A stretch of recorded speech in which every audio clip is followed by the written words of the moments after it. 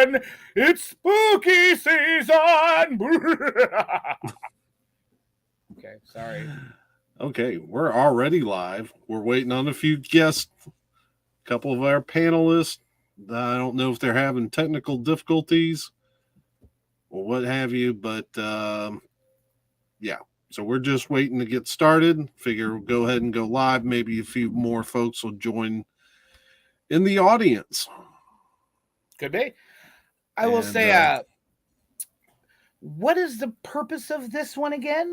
Maybe we should just tell, the people that are here and showed up that might not know. They just saw something from Dale, clicked on it, and like, what are you doing? Are we talking about Russ Taff again today? What are we doing? I don't think Russ has even been on a horror movie soundtrack, but we're gonna talk about some horror movies. We're gonna talk about some thrillers. We're gonna be talking about all that. Hence the PG rating, because some of these movies may not be appropriate for youngins to be watching. So just parental guidance. And here she is. Here's Brandy. Hey, Brandy. They're waiting for pizza. And it just came, so I get to eat with you. Oh, wings and pizza there, Dale. Wings and pizza. Oh, who got wings? Now all I want is pizza. And beer. I can't reach through. Dang it, my hand cuts off. I'm trying to steal you a piece of pizza. I'm trying. Here we go. Nom, nom, nom, nom, nom. Now, wouldn't it have been appropriate for you to get Canadian bacon on that? Canadian bacon. It's called ham, Dale. It's called ham. Don't let those Northerners fool you into thinking it's bacon. That ain't bacon, man. Comes from the same animal. So we're just kind of kicking around for a minute until I'm still waiting for Todd and Henry to join us. No, share louder. What did you say, Brady? We have two more horror enthusiasts. Comes from the same animal. Yeah, fine. But not everything that comes from a pig is bacon. Bacon has to be cured. Bacon has to be smoked. If it ain't those two things and they're in little discs, they're not bacon. But they're from the same animal. I'm not going to argue with you. I don't like the taste of ham, but I love the taste of bacon. Mm-hmm. Now, this is something I've never done live on stream, is actually call somebody. Oh, who are we calling? I think I'm going to call Todd and make sure the link I sent them is working. Are you calling someone and asking them what their favorite scary movie is? Boy, I've made those calls. Oh, come on now. Phone. Let's see, this is where technology. Is my screen all jittery and shaky and quirky to you guys, or does it just look like that to me? No, it does sometimes jitter. It's for the horror aspect. It's intentional to make it spooky. Ooh. That's my excuse. I don't know why it's doing it, but we're going to say it adds to the ambiance of the episode. Well, it does. It's glitching from the evil spirits. They're transforming.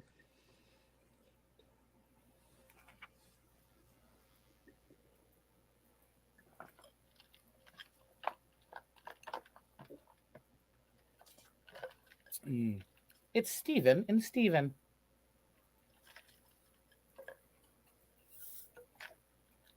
What is that, Pop? I actually is this Geeks or Us? I'd like to speak to the head geek. It's a 30-ounce iced coffee with caramel macchiato creamer because I'm a man. Nice. I hope you guys come up with a horror movie that I've never heard of or watched before, and you need to make. I need to have a list by the end of this because I've watched way too many horror movies. Maybe possible. I think some of mine are off the beaten track.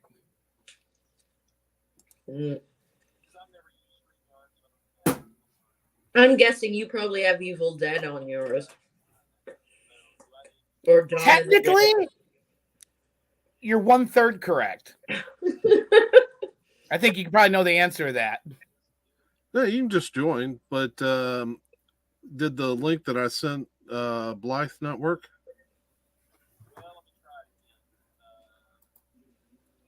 Can you see the stream from what you're using right now?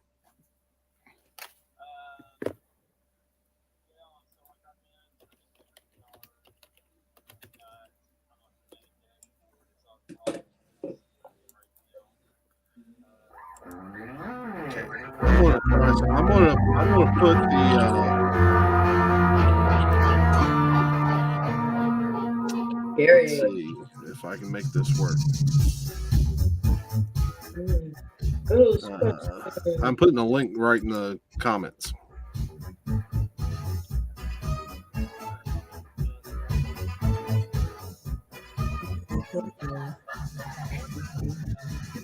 Can you see the comments?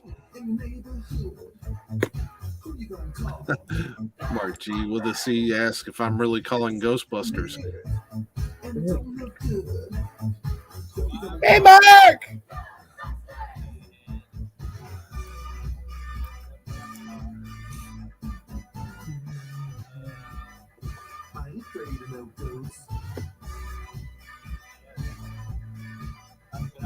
I call this my attempt to copyright strike Dale's video. Nice.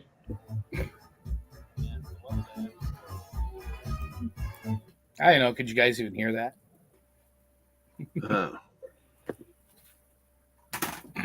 So when you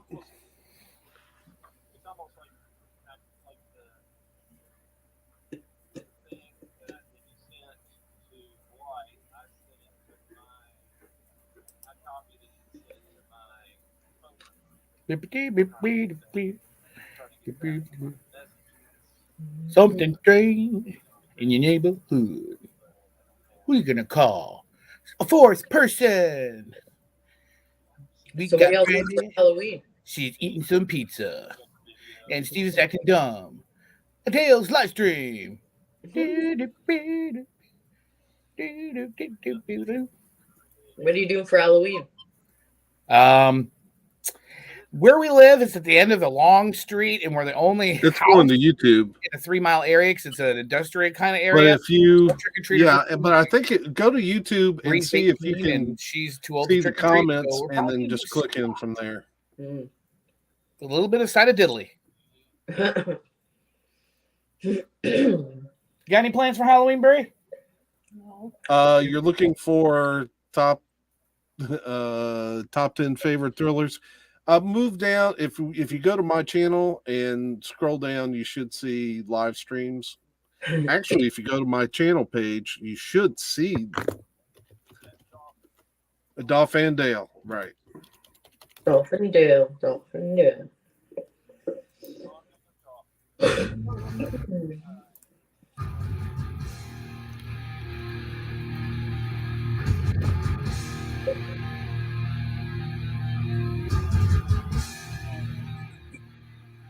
Top 10 favorite thrillers, horror movies of all time. Of all time.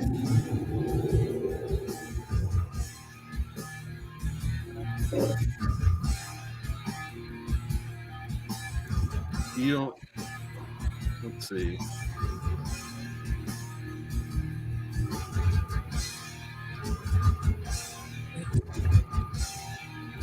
There we go. Click on that, and then look in the comments. I put a link in the comment section.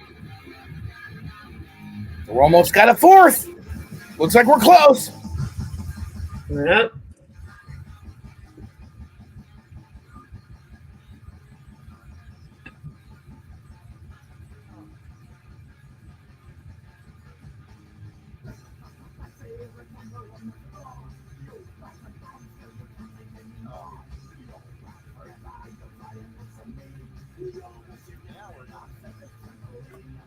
Oh, there we go. Now we're starting to cook.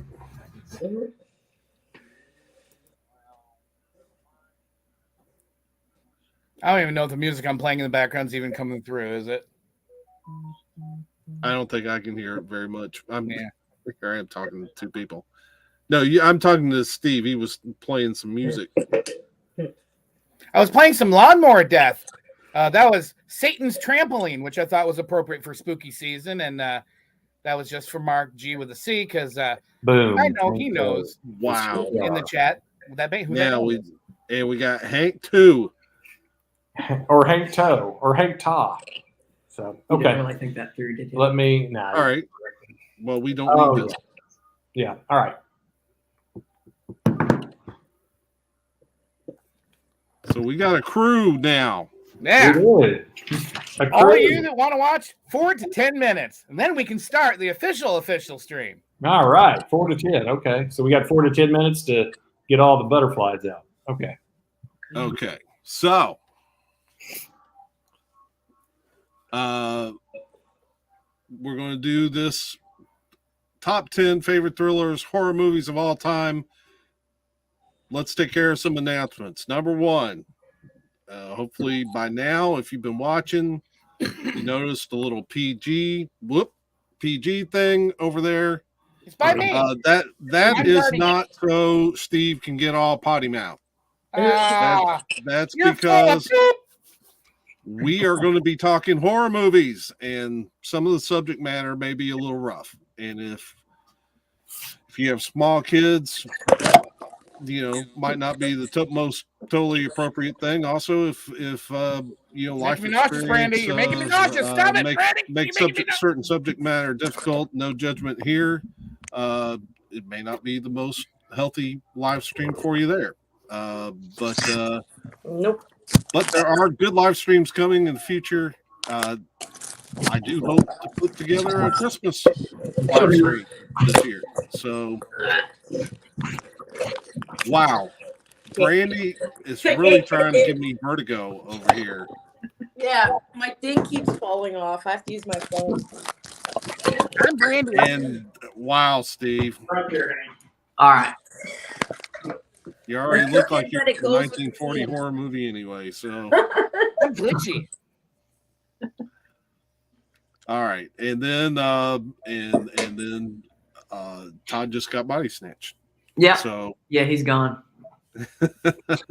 So, did I have other announcements to make? I can't remember. What way we're going to do this today is that I think, if I'm not mistaken, you and Todd have an engagement this evening. So, Yeah. what we're going to do is we're going to do this similar to the last time, Okay. where we kind of went round robin. But today, well, we got a special guest. I didn't know she would be here or not.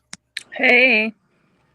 Aloha. Oh, I know what I forgot to do. I forgot to introduce the panel, almost like I did last time. So let me introduce this panel. Hold on, I'm poking Tonight, Mandy real quick. Immediate, I guess, would be to my left. Value Vinyl Steve, longtime friend of this channel, shows up on my live streams all the time. And he's going to be providing probably the weird, quirky list today. I have 2 lists. Every answer I'm going to give today, I'm going to have one that's I already an guessed actual movie that's a horror movie. I'm also going to give an answer of one that's a movie, something that scared me. And they're going to be 2 completely different lists. You'll see. See, I told you he was going to be weird. And then we've got our Canadian international guest, Yes. Brandy, who is a friend of Mandy's that has become a friend of this channel. We love having her on here. We're friends because our names rhyme. That's the And only and I love that alliteration. I love the alliteration. I loved it when we did the Mandy and me stuff. I loved it when I could change it to Mandy, Brandy, and me. Yeah. But now we got so many people on these things that it would be a 5-mile long title. So We need to get anyway, a friend named Andy also. That way we can do the Brandy, Mandy, Andy, and Dale, and it'll sound like a law firm. Yeah. Oh, there you Or go. Randy. Randy, yeah. Randy, Andy, Brandy, and Mandy. then we got my longtime friend Todd Sheen and his son Henry. And hello. Todd and I have been buddies since 7th grade.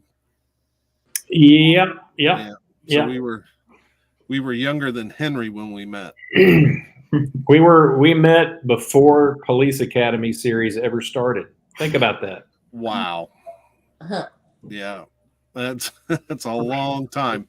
But Todd is a horror movie aficionado. Couldn't have a better guest on here. And then, surprise, Mandy shows up, and didn't know. Thought you might sit this one out. I told you to remind me, and you did not. I did. I sent you a link hours ago.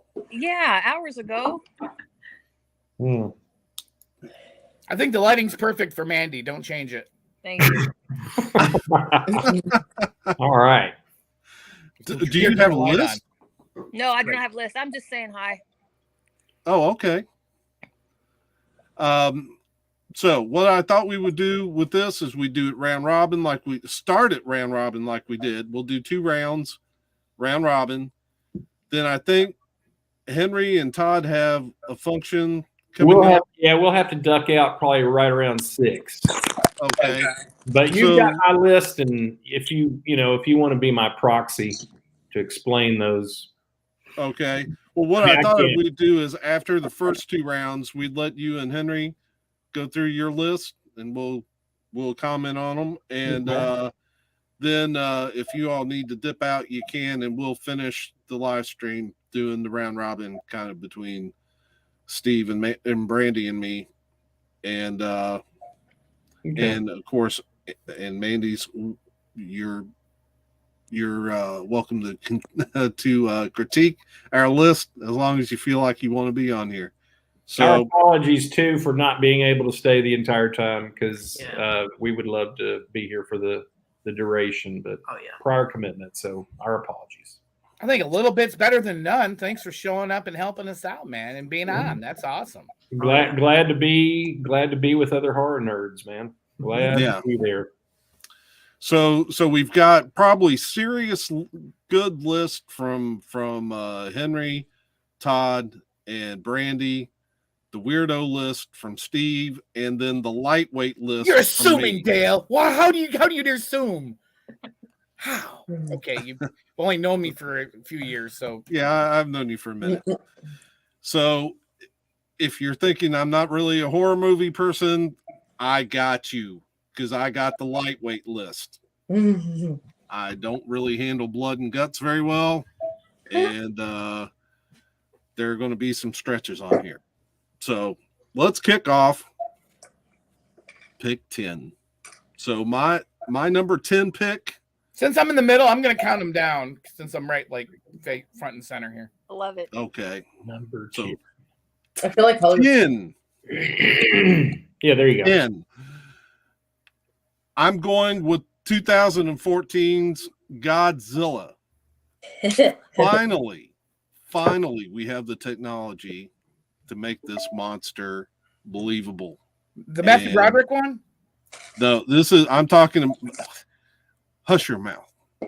The Broderick one, Gino? No way. I'm talking. Broderick was in Godzilla. Matthew Broderick was in Gino. From Ferris Bueller. Yes. Okay. That was 1997, I think. But no, I'm talking the 2014. And finally we get him on a scale where he's actually believable and scary. And I know it's probably not the scariest movie out there, but to me it was just kind of thrilling to finally see these monsters get the kind of look that they deserved. So that's my number 10, 2014 Godzilla. Its alternate title was Quality's Day Off. Sorry, I just wanted you to know that. Didn't you? Godzilla, anyone? Bueller? Fry. I honestly have never seen it, but it was just something I just never was into. I was more into the gory slasher films versus sci-fi stuff, so that's probably why Alien was like the closest horror I probably got into, and is not on my list. Yeah, I thought it. Before I get on to mine, to add on to that, Godzilla. What's funny, as you know, Japanese old toy film studios. We can go backwards from Mighty Morphin Power Rangers, which came from Super Sentai back in Japan. Super Sentai wouldn't have really existed if it wasn't for Kamen Rider, which happened in 71. Before Kamen Rider was a show called Ultraman. Before the show Ultraman was a show called Ultra Q. Ultra Q reused Godzilla costumes from the Godzilla movies because they wanted to get the more bang for their buck, and then redid them, like putting horns on Godzilla and all that. So if you're ever interested, go to online and try to find episodes of the TV show called Ultra Q. You'll notice a lot of the original Godzilla costumes for all the monsters that were in all the movies, but with modifications to create new monsters. Very entertaining. Highly recommend that. Actually, you can go to like episode 7 or 8 of Ultraman. And there's some in there Godzilla too? makes an appearance. They're reusing them again. Same studio, same people, so it doesn't surprise me at all. Haven't gotten up to Ultraman yet. They basically put scales that look like a head of lettuce on them. And they took King Kong and put a tail on him and said he was a giant chimpanzee. I'm like, oh, that's great. Yes, put a tail on King Kong. I All sort right, of like give the us your- idea of lettuce man. give us your 10, Steve. What kind of lettuce was it? Was an iceberg? Was it like the higher? I don't know. It got ripped off in about 3 seconds. So then you could see it was actually Godzilla with a bloody neck. So Can't wait to watch those. My number 10s. As I said, I'm going to have 2 lists. The first list are movies that if you were to go and type them into Wikipedia, the word horror is in their description of the movie. So when I say them, you'd be like, it says they're horrors. So it counts as horror. And the first pick in that is I'm going to, because I was going to have it later, but I'm going to do it now because of Brandy over there. It's not one, but it's all 3. It's Evil Dead 1, Evil Dead 2, Army of Darkness. All 3 I'm going to put in one spot for movies because I'm not a good horror movie person. I cannot watch straight horror movies, but I can watch them, and they are listed as horror. And so it counts. And I got my boomstick, and I've always wished I could have a chainsaw for a hand. That would be awesome. Bruce Campbell is one of the greatest actors of all time and is underrated and deserves all the praise he gets. All hail King Bruce Campbell. So my number 10 is all 3 of the Evil Dead movies, not the TV show. How do you like the remake? No, there's something about it. I can't do it. It's just with the knife where she licks the knife. That was cool. I haven't watched any of the remake or the TV show. I'll be honest. I haven't watched any of them, just the first 3. But so, that's good. Where'd Dandy Pandy go? I don't know. Light bulb? Either she dipped or she'll be back, and I'll just put her in and out as she wants to come in and out. All right. Yeah. Maybe she was offended by licking knives. I don't know. Yeah, licking knives. Or that reminded her of something. Oh crap! Oh, that's right.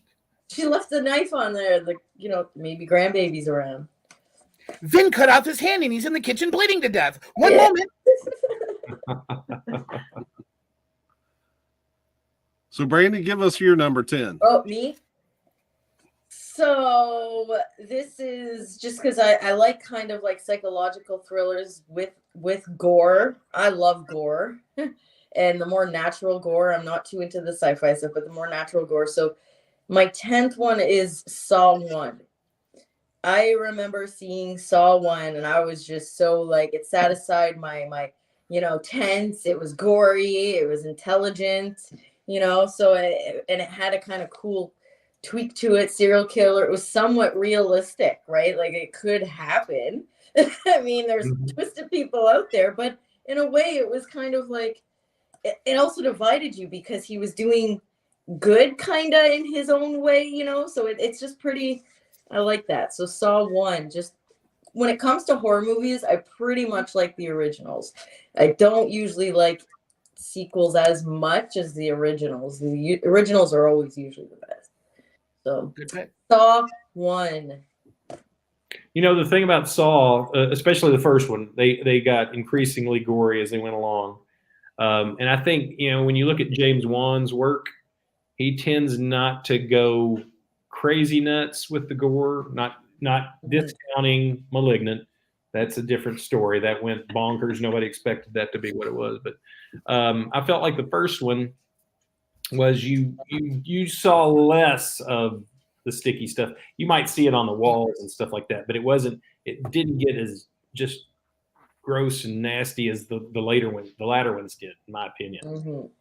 But I mean, I think it was more focused on the mystery and the, who's out there and who I haven't this seen it killer though is. yet. No spoilers. And yeah, we won't spoil it for Hank. So, but yes, of the Saws for me, definitely, yeah, that one worked because I didn't feel like it was so dependent on gore that it sacrificed that for story. So, Mhm. Yes, Steve. I forgot. Remember, I didn't want to interrupt anybody, but I forgot I actually had 2 for each one. Remember, I said one was an actual movie that's listed horror, and one is something that actually scared me. And so I forgot to add to my list. These are things. Horror movies don't scare me, but there are things that I've seen in movies that scare the crap out of me. So my number 10 on this list is "Tell 'em Large Marge Sent You" from Pee-wee's Big Adventure. That terrified me and gave me nightmares as a kid. You're like, on your list of horror movies, you have Pee-wee's Big Adventure. If you were young and you watched "Tell 'em Large Marge Sent You," you know what I'm talking about, and it would make you poop your pants.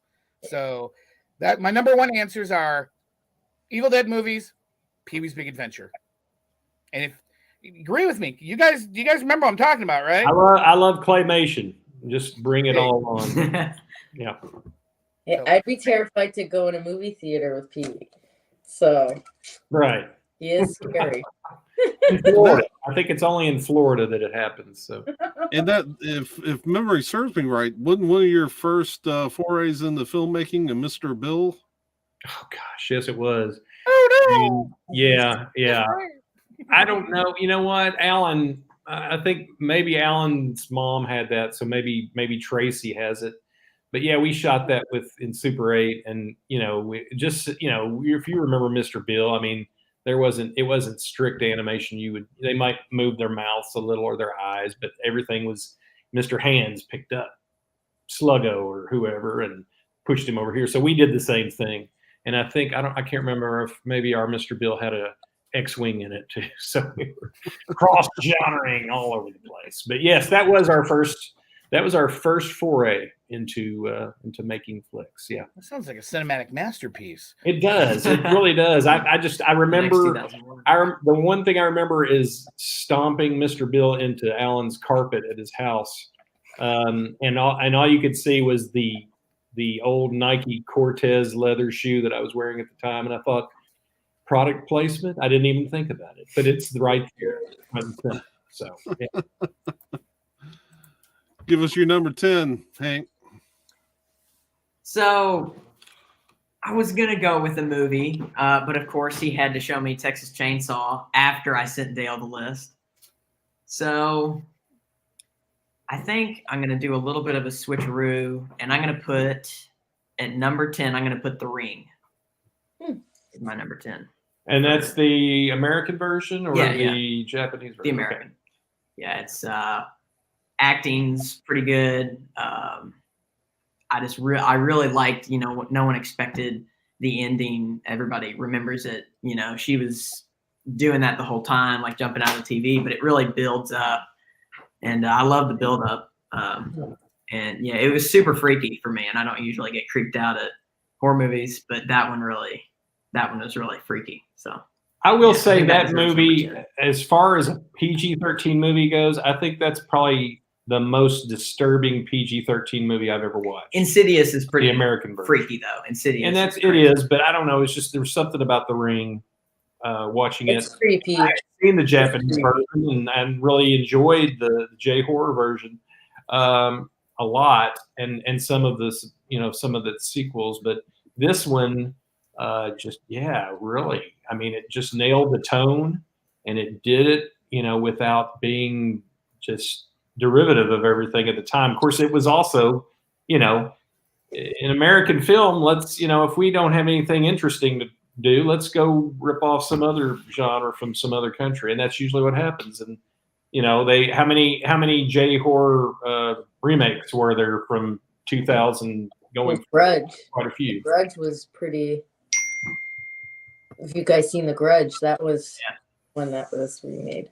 Yeah. I just love the cinematography of The Ring. It really kind of brought it all together for me. But yeah, It's creepy. Her movements when she gets out of the well is pretty creepy. Oh yeah. It's and the story behind it, it's freaky. Yeah. I that's a good one. I mean, the thing is, I'm going to start hearing your all's things, and I'm going to like, golly, I forgot about that, and I should put that one in. What was I thinking? So, and mine. I told Dale this. Mine are going to be, I'm going to say something at 10, and I'm going to be, that could be as high as 1. It could be much higher. And it's not completely indicative of what where they really stand. It's just I was trying to come up with them, and like Value Vinyl Steve, I could have 10 top 10 lists, and one would be just on sorority college based slasher films, and I would love to do that one as well, because that one's Scream 2 probably wouldn't even be on there.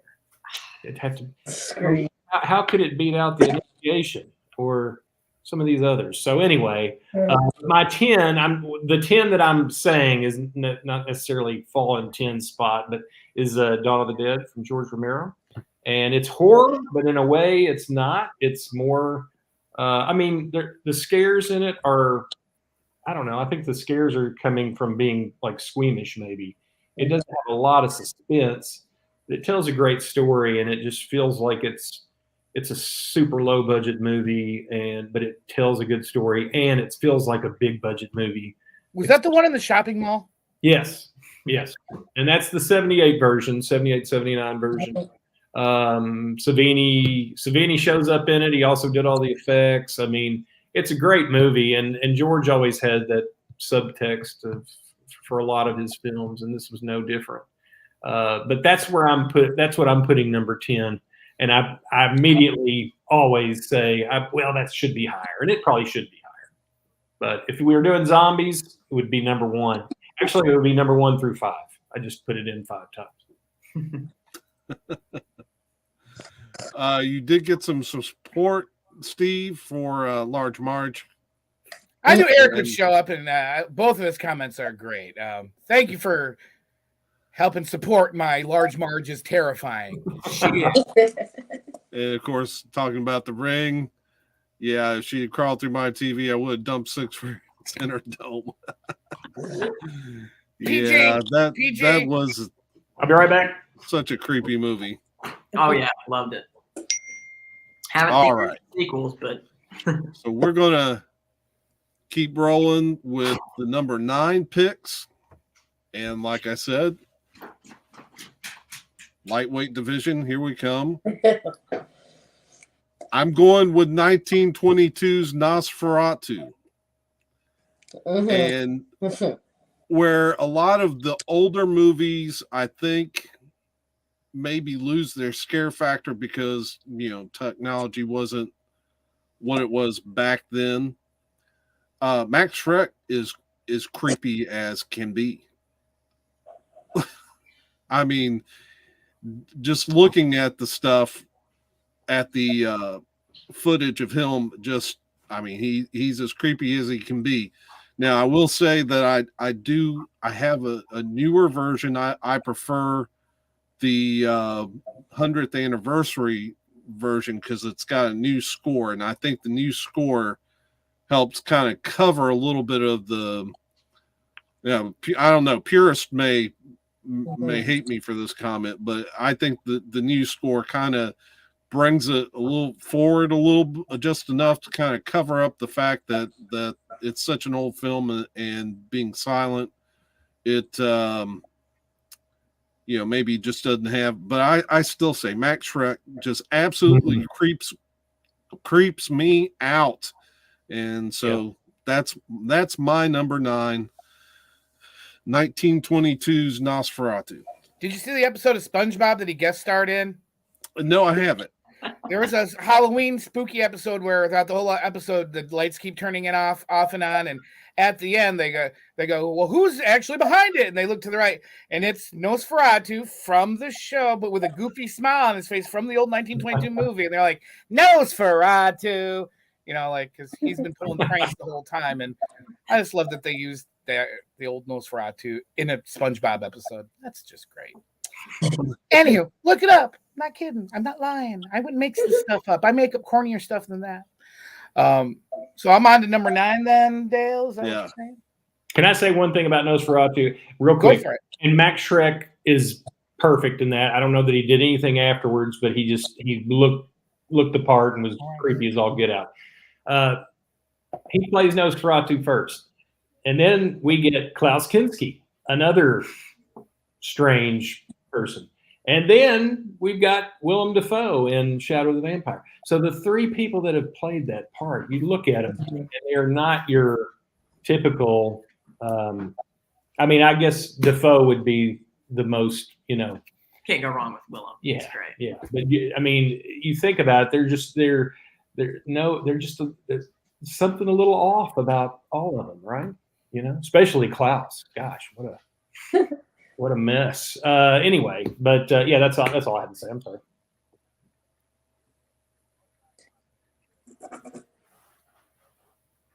We good? I'm good. Anyway, if we're good on that, I'm on number 9, I guess. One of my favorite ongoing TV series that's on television, because there's not very many sitcoms out anymore. And one of the ones that I'm waiting for every season that comes out is What We Do in the Shadows. Great show. The original, the one that's coming out here. But they originally had a movie. Taika Waititi, great stuff.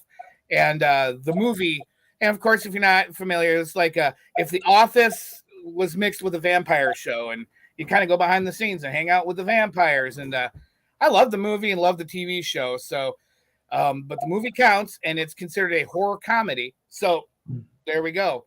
What We Do in the Shadows is my number 9. Never seen that. If you haven't watched it, you got to. Even on Hulu, the episodes, it's hilarious. It's like I said, it's Office with vampires Mm-hmm. hanging out in their place and going through their day-to-day life. Nice. It's lovely. Yeah, Rhys Darby is in the movie, and he's great. Yeah, Rhys Darby. If you He's love New Zealand, right? I think he's a New Zealander, if I remember right. He is. He's a Kiwi, and he was was a big part of Flight of the Conchords. Oh yeah. Great actor, great character actor. Really funny, just funny being himself.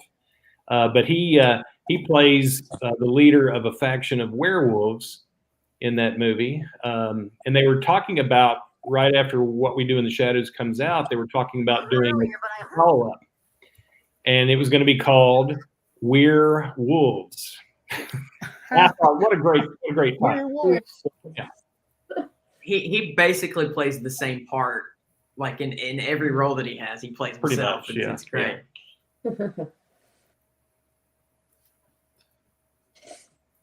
Did you get both of yours in, Steve?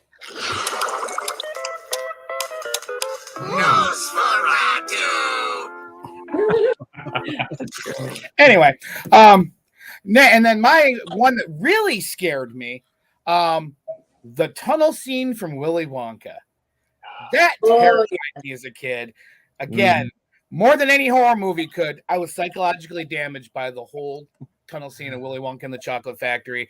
So my movie that was a horror movie, What We Do in the Shadows. The thing that actually scared me, Willy Wonka. Willy Wonka scared me. It's one of my favorite movies of all time. And I know he's passed. God rest his soul. But Gene. Gene Wilder got robbed. He should have been nominated for an Oscar for Willy Wonka and for Victor Frankenstein and Young Frankenstein. Frankenstein. Those two roles would never ever get a nomination for lead actor because they're comedies and they're spoofs. Well, Young Frankenstein's a spoof. It's Mel Brooks. And then Not a great acting role, but Blazing Saddles, he's classic in too, So he's just so many great movies. Right. But I mean those two, he was just both of those. I mean, he was just he got robbed. Sorry. I'm gonna have something to say about every single thing, so I apologize. Oh, agreed though. You're totally right. When he changes personalities and he's in there with Charlie and he does that, Right.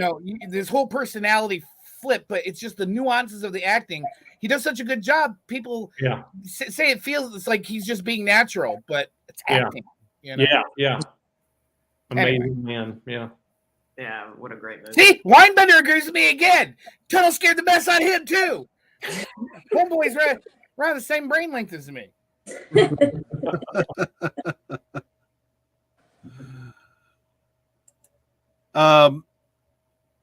I guess it's Brandy. So I guess a heads up for each thing on my list. I'm picking ones because honestly, I'm a horror. Like I would watch any horror movie. Like I would try. Like I'm gonna watch some of the Shadows and all that, right? But the things that put me on my list was that they affected me in some way that I remember it constantly, or that like it'll creep up in my mind all the time. So this one is Pumpkinhead. And Pumpkinhead's an oldie one, but it's just, I still can see the intensity in the father's eyes when he was holding his boy and he looks back at the group of kids, who he knew hurt him. And it's pretty, I know it's a cheesy horror movie, but it actually had some good acting in it. So, Pumpkinhead. Yeah. And a great monster. I mean, is that the last great movie monster that wasn't created digitally? Maybe. Yeah. I love that movie. The first one. Now the 2, 3, and 4 but it's direct to video stuff. What do you expect? But the first one was really good, and Stan Winston directed it. He also comes up with the creature design. And the photography was great on that. I mean, when they're in those scenes where they're in the hollow going back to the pumpkin patch where you bury the dead body blood and all that. I mean, it's just gorgeous movie too. Yeah, and it was emotional too because little boy, you get attached to him right away. Yeah. So I like movies that play with my emotions in some way, and Pumpkinhead, and I'll never forget that stare. And that guy's a good actor. What he plays in like Alien and all that too. Like is it Henderson or something? Lance Henriksen, Lance Henriksen, really good actor. Yeah. Good. I'm a big fan of B movies. You'll see my list is a lot of B movies, not A or whatever Steve chooses. Just kidding. I apologize. I'm trying to apologize to Erica. The chat on my screen, it just has tunnel scene scared the mess out of, and I didn't get the bottom line that says sis. I just noticed when I scrolled down that there's the word sis on there. So I didn't mean to call Erica sissy. Looks like he was offended in the chat down there, and I don't want the big guy to come after me, He's all rehabbed from the accent and everything. I bet he could kick my butt again. There's a while there I could have took him, but okay, I think we're to Hank and Todd. Number 9, Hank. Okay. So this is kind of hard. Now, I need to ask you a question though. Can I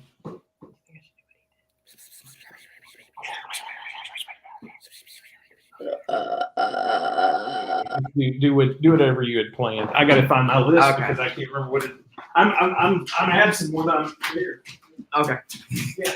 So number 9. It is a body snatcher thing. Yeah. So number 9. This movie I didn't find super terrifying or super creepy.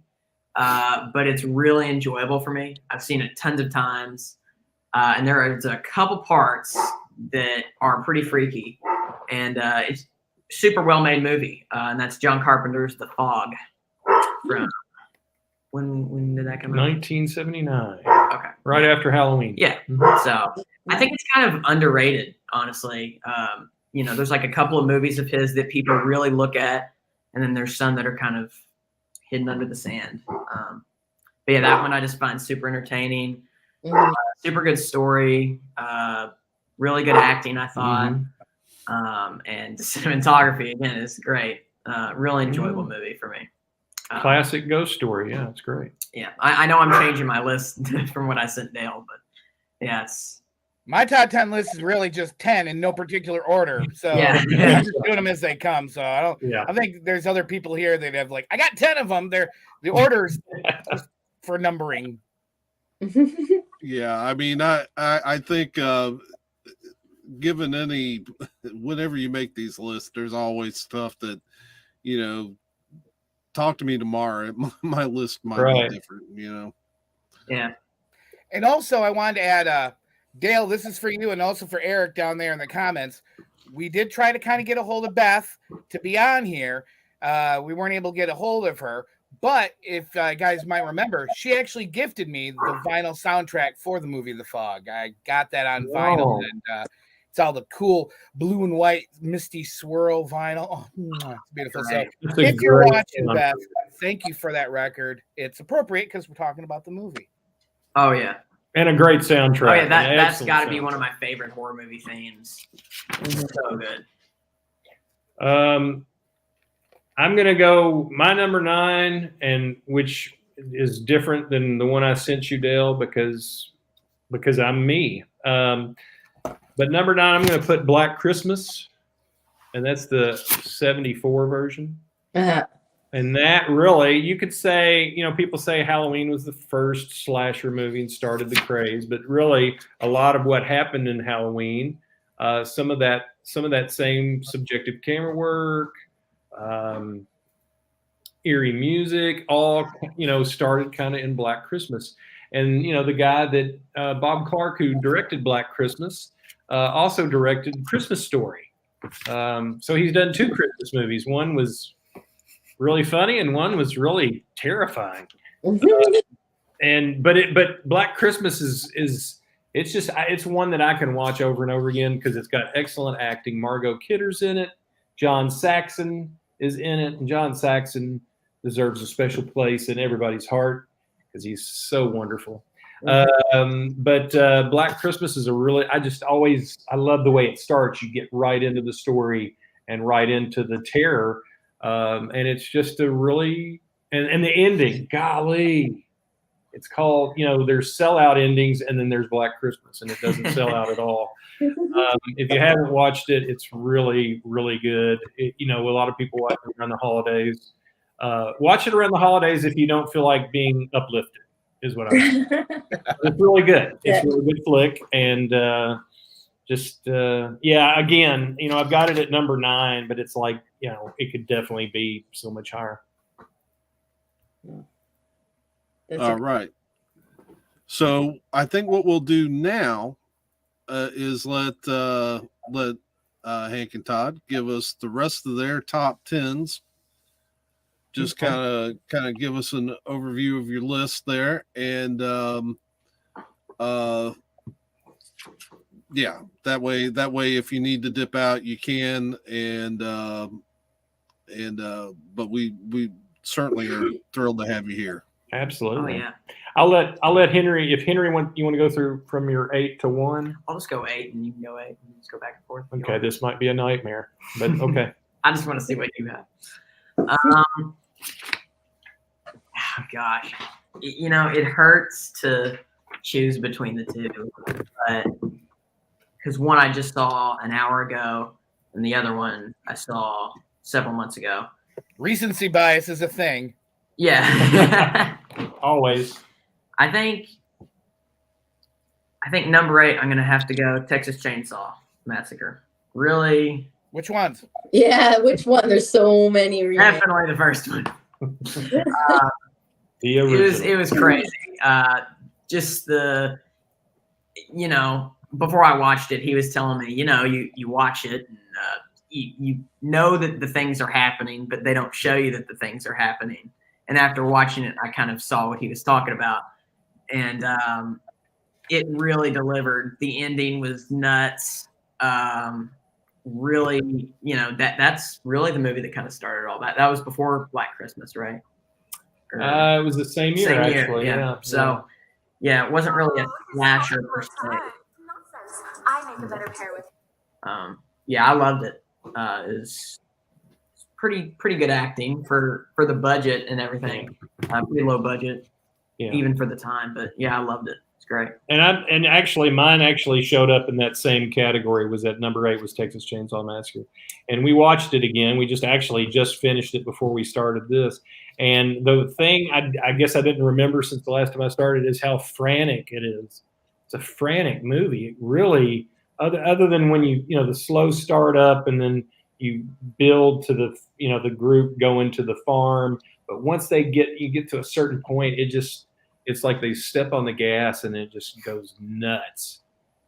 It's just so bizarre, and it's one of those things that people have tried to emulate, I think, in the way they make movies today, to try to come up with that weird, that's really bizarre, just nut behavior. But it's it really, I don't know that you could even capture that again the way they did it. I mean, it's just like you hear about some of the behind the scenes stories of them shooting and inside a house that had no electricity in 110, 20 degree heat in Texas in the summer.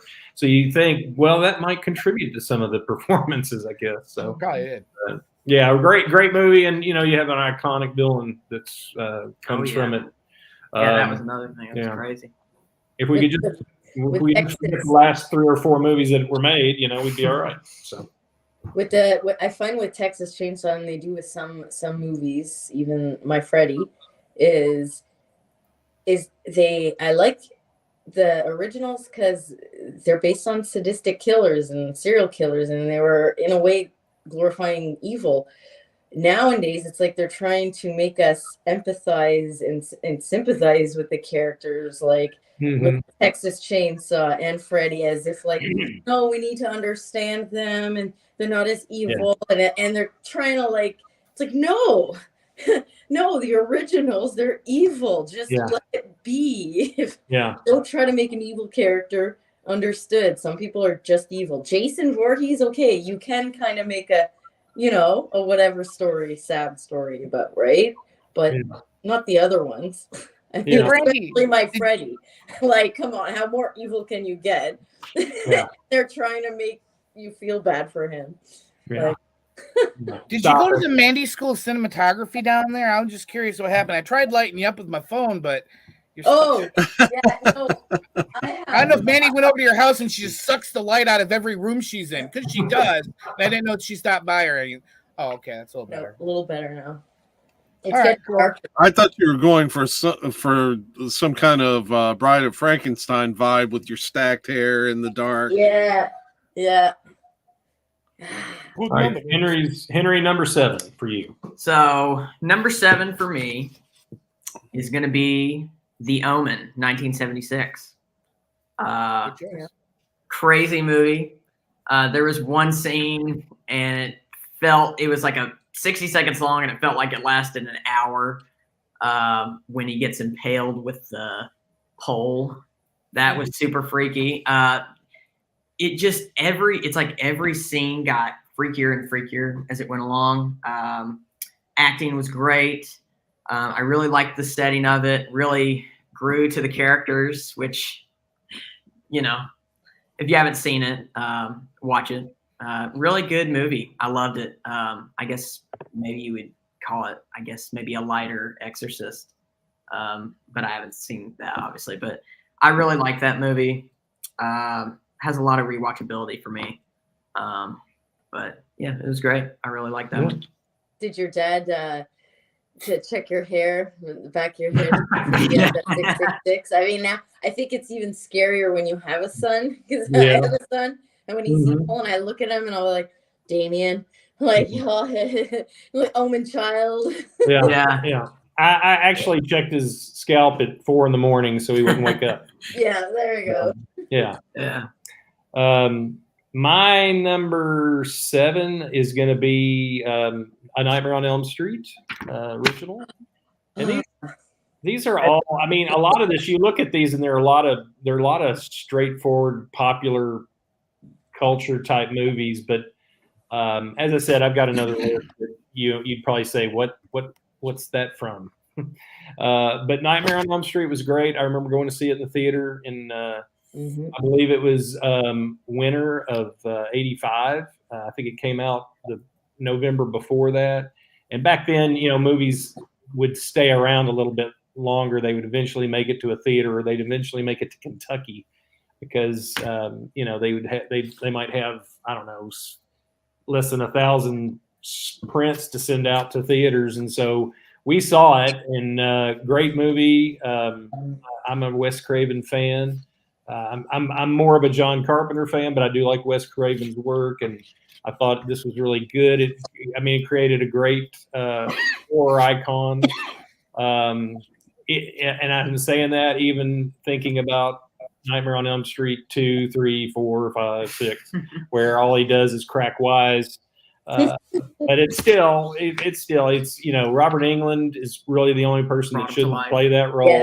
I don't care what anybody else says. Jackie Earle Haley's great in Bad News Bears, but he's not Freddy Krueger, so he should probably stay in the ballpark. And to be honest, when if we're all doing a top 10 horror movie list and none of us brought up Nightmare on Elm Street, Friday the 13th, Halloween, would we really be doing a greatest horror movie list if those three were omitted? So Exactly. thank you for bringing up Nightmare. Yeah. So anyway.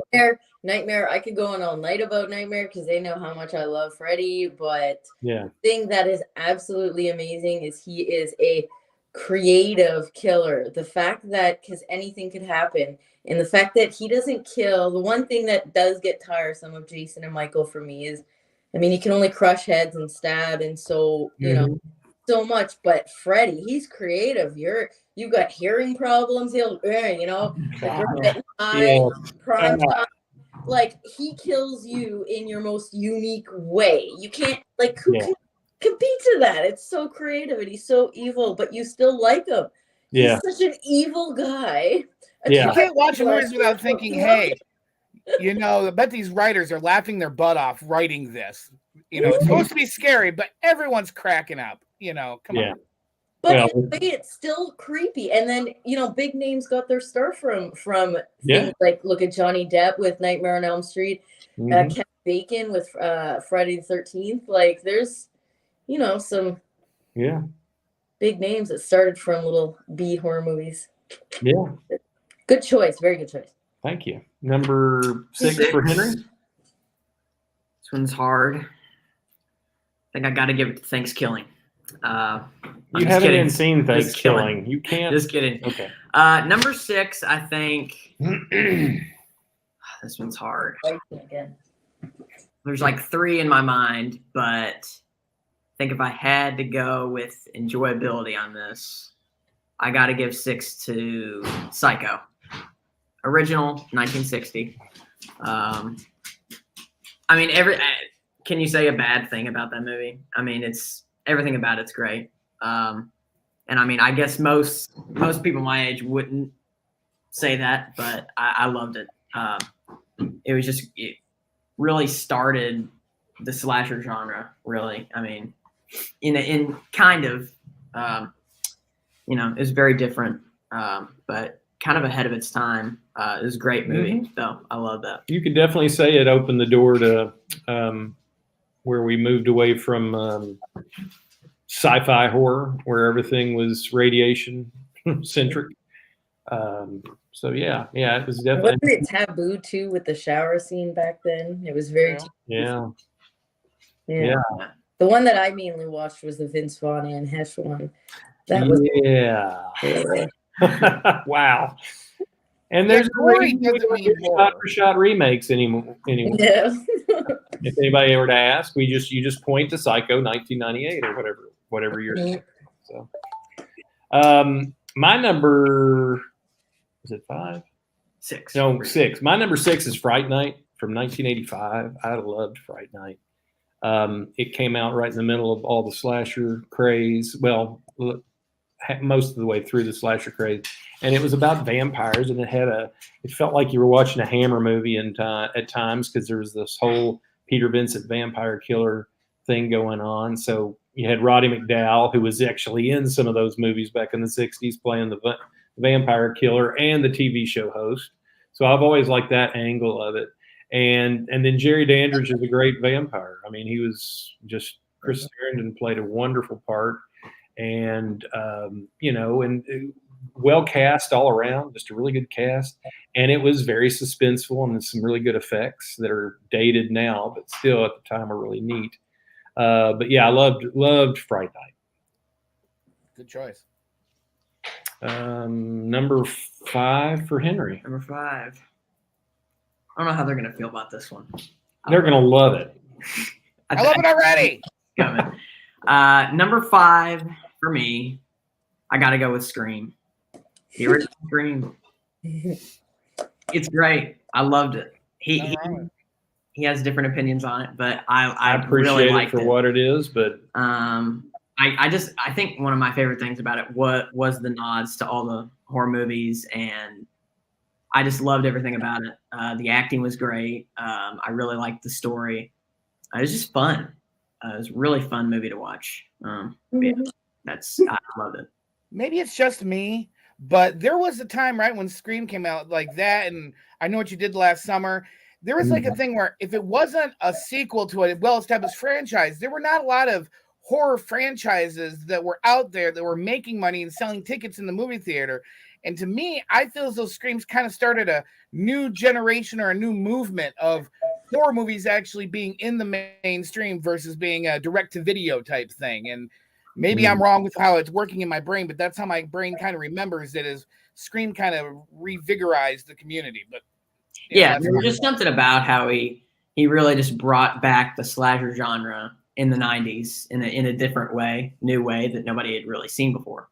But yeah, it wasn't for everybody, but I really liked it. The main thing I didn't like about it is Scream 2 going forward, and then also the I Know What You Did Last Summer's. They had all the movie posters had the big headshots of all the actors. That's not scary. Let's have a nice, I don't know. That's just me. We should do a top 10 horror movie poster. Well, yeah. But you've got, hey, there's Courtney Cox and there's David Arquette, and just so you had all the faces on there, and then they had some kind of, there might be a hook or whatever. And I like a lot of those movies, but I guess I had a problem with the posters. And it has kind of more of I would put, for me, it would be more of the comedy horror, because to me, it's kind of cheesy and a cliche. Like it pays ode to the other horror movies in a cliche way, like in a don't run upstairs, everybody runs upstairs, right. It's just kind of cheesy. So it's a fun party movie. Yeah. David Arquette's character really wasn't, straightforward. He was meant to be goofy. So. Yeah. But I find it doesn't really, it's more of a fun type, but it's not really, old school horror. Yeah, I wouldn't call it straight up horror at all. No. I put more comedy, but it is fun to watch. It's a fun movie. Yeah. And I like Ghostface personally. But well, think about that. What was the big thing about Halloween and Freddy Krueger and, with the masks, you got the hockey mask of Jason, you got Michael Myers mask. That's a big iconic thing for an iconic franchise. And then when you came out with, that's an iconic mask, and that's a big deal. And that's why it should be kind of edging its way up there to those other three, just not quite there yet. But, my number 5, I'm going with John Carpenter's The Thing. I've got 2 John Carpenters in my top 5, and that's number 5. And that could probably be number 1 as well. It's a great movie, much better, a great remake, even though it came almost 30 years after the original. And there was nothing wrong with the original one, but this is closer to the original written material that it's based on. And it's just got, it's a very claustrophobic movie, well acted, great cast, and you feel like you're in Antarctica and you can't escape. And it's just it's very well done. Probably John Carpenter's best movie, probably. But I just it's just a great flick. And if you haven't, it's got a lot of rewatchability because of the acting, and the dialogue is incredible. I gotta go to a charger, so you'll see me moving. Okay. The Thing is awesome. It is. So, Henry, number 4 for you. Am I already on number? You're number 4. So I'm just gonna go ahead and do it. Number 4 for me is Halloween, the original, 1978. Super creepy, obviously. Just again, the setting of this, loved it. The acting, probably the best scream queen, right? Jamie Lee. The original. You just, well, I mean, if you don't count Janet Leigh. yeah, obviously the best of the series, but probably the best slasher made. I mean, there's just nothing else to say about it. Everything's great in it. The writing, dialogue, it's great. My number 4 is it's a TV movie from early 70s called The Night Stalker. I'll never forget watching that the first time I watched it. It freaked me out. I was probably 6 or 7 years old, and I don't know what my parents were thinking, but they let me watch it. And it was there's some scenes, specifically the scene at the end where Carl Kolchak, the intrepid investigator, is found the house of this bad guy that's terrorizing Las Vegas, and there's just some scenes. It's cat and mouse. The music's really good. It's like a 70s, late 60s, 70s kind of vibe to it. Really interesting music. You don't hear it anymore, that style. But just great. And Carl Kolchak's a great character, and Darren McGavin's a great actor. One of my favorite horror characters ever in that type of genre. Yeah. Number 3 for you? Number 3, I'm going to do kind of what Value Vinyl Steve did. And I'm going to say, I'm not going to clump the third one because I don't really look at it as horror, but I'm going to put Evil Dead and Evil Dead 2 together at number 3. I think I like Evil Dead 2 a little more because it brings, for me, it almost brought just a little bit more substance into it.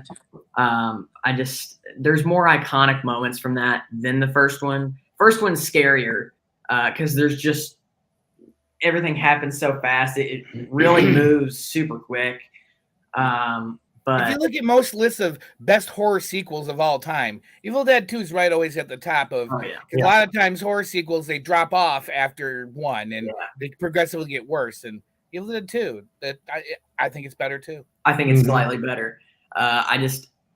So many iconic scenes when he's in the shed and he's crafting his weapons and everything. Fast paced, like he's got the gun and he's got this, and loved it. Loved both of them.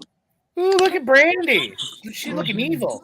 Oh wow, Dario I had to go Argento's in downstairs. her house or something. I would like to say, you know what, Dario Argento doesn't show up in my top 10 list, and I really love Dario Argento.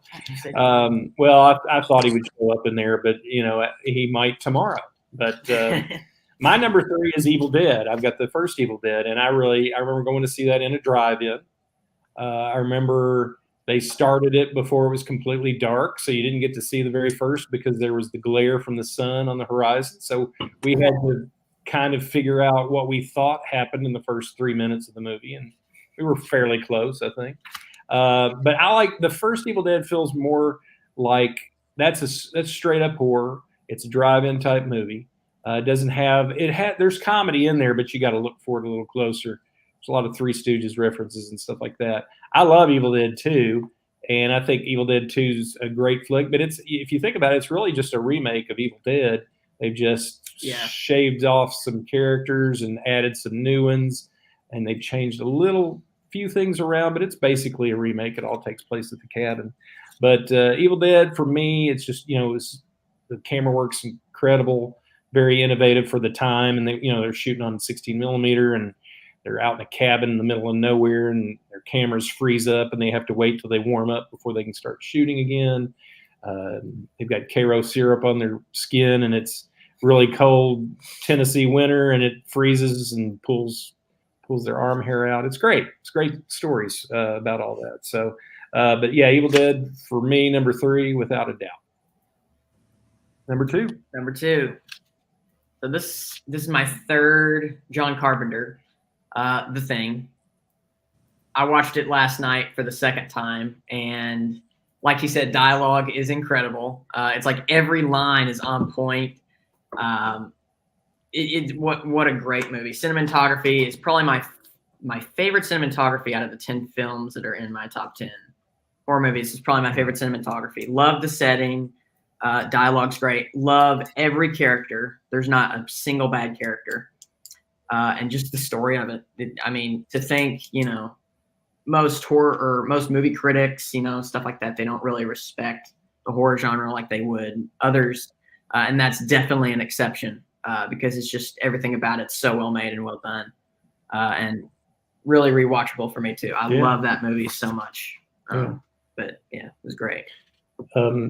My number 2 is Phantasm. I love Phantasm. I love the fact that Hollywood wanted to buy the rights and do a remake, and Don Coscarelli said, "You know what? I'm not driving around in Porsches. I'm driving around in Barracudas. But I've got enough money, and I don't need your Hollywood money. I'm not going to sell it off and cheapen it. This is the way it is.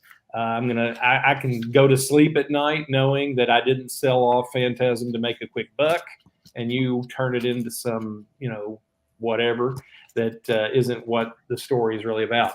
Great movie. I mean, it's just, it just goes to show you this guy did it with friends and family that were both behind the scenes and in front of the camera, and also helped, finance the picture.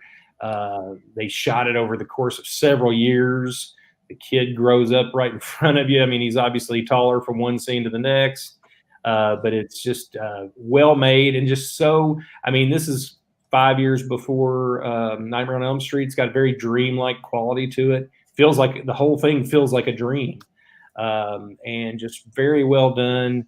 One of the best horror villains of all time, and Angus Scrimm is the tall man. I mean, you just can't. I mean, there's that's the thing. Could you make another Phantasm movie now that Angus Scrimm is gone? I don't know that you could. No. If you did, you'd have to. I mean, I would say if you did, let's Peter Cushing and CG the crap out of it and do it. That's the only way I think I'd want to see another one. Even if it looks cheesy and goofy, I think it still needs to be basically Angus Scrimm's person. Am I blind, by the way? Because I heard so many people talking about the Peter Cushing CGI in the Star Wars movie, how horrible Uncanny Valley it was. I thought it was fantastic. I thought they did a great job, but maybe I'm just dumb.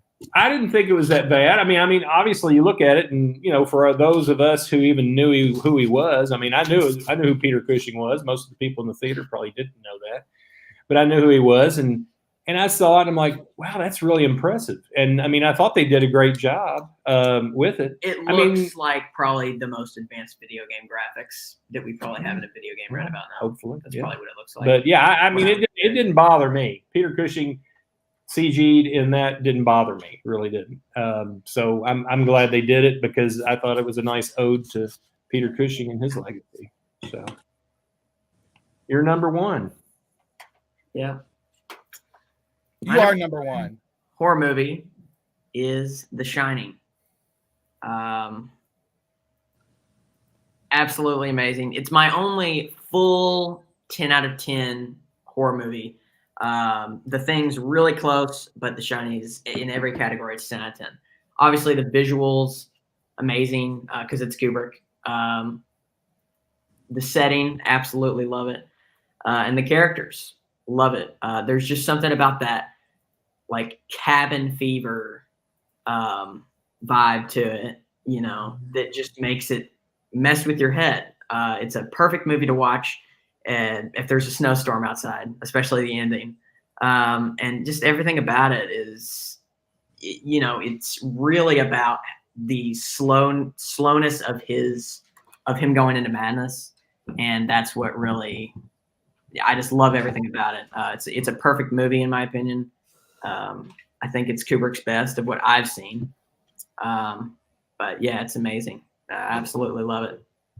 I'm looking down in chat. I'm waiting for Beth to show up because somebody said The Shining, and I know that's her mating call. And I thought maybe that somebody said The Shining, all of a sudden she'd be in chat like, yeah, that's a great movie. No, she's not there I have yet. The Shining. I have The Shining high on my list too. I mean, Yeah. I'm a Stephen King fan. I love Yeah. the way he develops characters, and he did really good with that, you know. And Jack Nicholson, I mean, my gosh. Yeah. Yeah. Oh He's yeah. nuts. He's nuts. He's Mhm. amazing. You know, Yeah. I don't know if it would have been as good with like he's crazy. And even Shelley Duvall, you know, like they were all amazing. Yeah. I mean, I haven't read the book.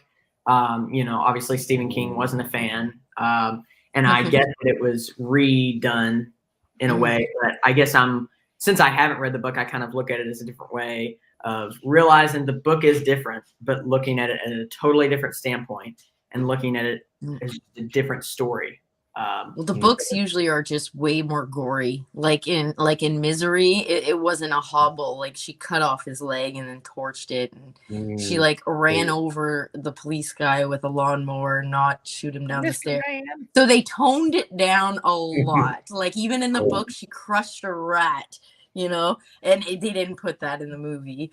So yeah, Stephen King is way more demented, which I love. Though in the books, you have to, Yeah. the But movies don't Kubrick's do kind of that. crazy himself, so you got a crazy Yeah. creative genius and doing a movie of a book from a crazy creative genius. And So it we might all be a know the little bit- bathtub scene, right? Right? The Shining, the bathtub scene is like infamous. Mhm. Yeah. That's another one of those nightmare for the rest of your life type things. That'll And you know, all like the little hidden details in the doc, room 237. I still haven't seen it, but you know, the like how it's all related to like 1940s Germany, like with the typewriter, and there's like the cans with the you know what I'm talking about. They have like the cans that represent like Native American burial grounds. Right. underneath it. Yeah. A lot of visual imagery that's One thing too, I find like older movies and even especially Stephen King and all that is they don't care about, you know, who's the hottest star out there or who's the skinniest or who's the most muscular. They care about the real. I mean, Shelley Duvall and Jack Nicholson are you know, like Right. Brad Pitt and Angelina type, right? So I find a lot of horror movies, sometimes they care so much about how they look and how they whatever. It's like, no, look like Shelley Duvall, man. She was just balling, you know, it was like but that is amazing. That's what you want him to be. But isn't that what he was saying about the kind of the problem was with Scream is that instead of getting the right characters for the roles, they were getting good-looking stars. It's about for the who was roles. hot all the time. So then it's like nobody paid so much to the story.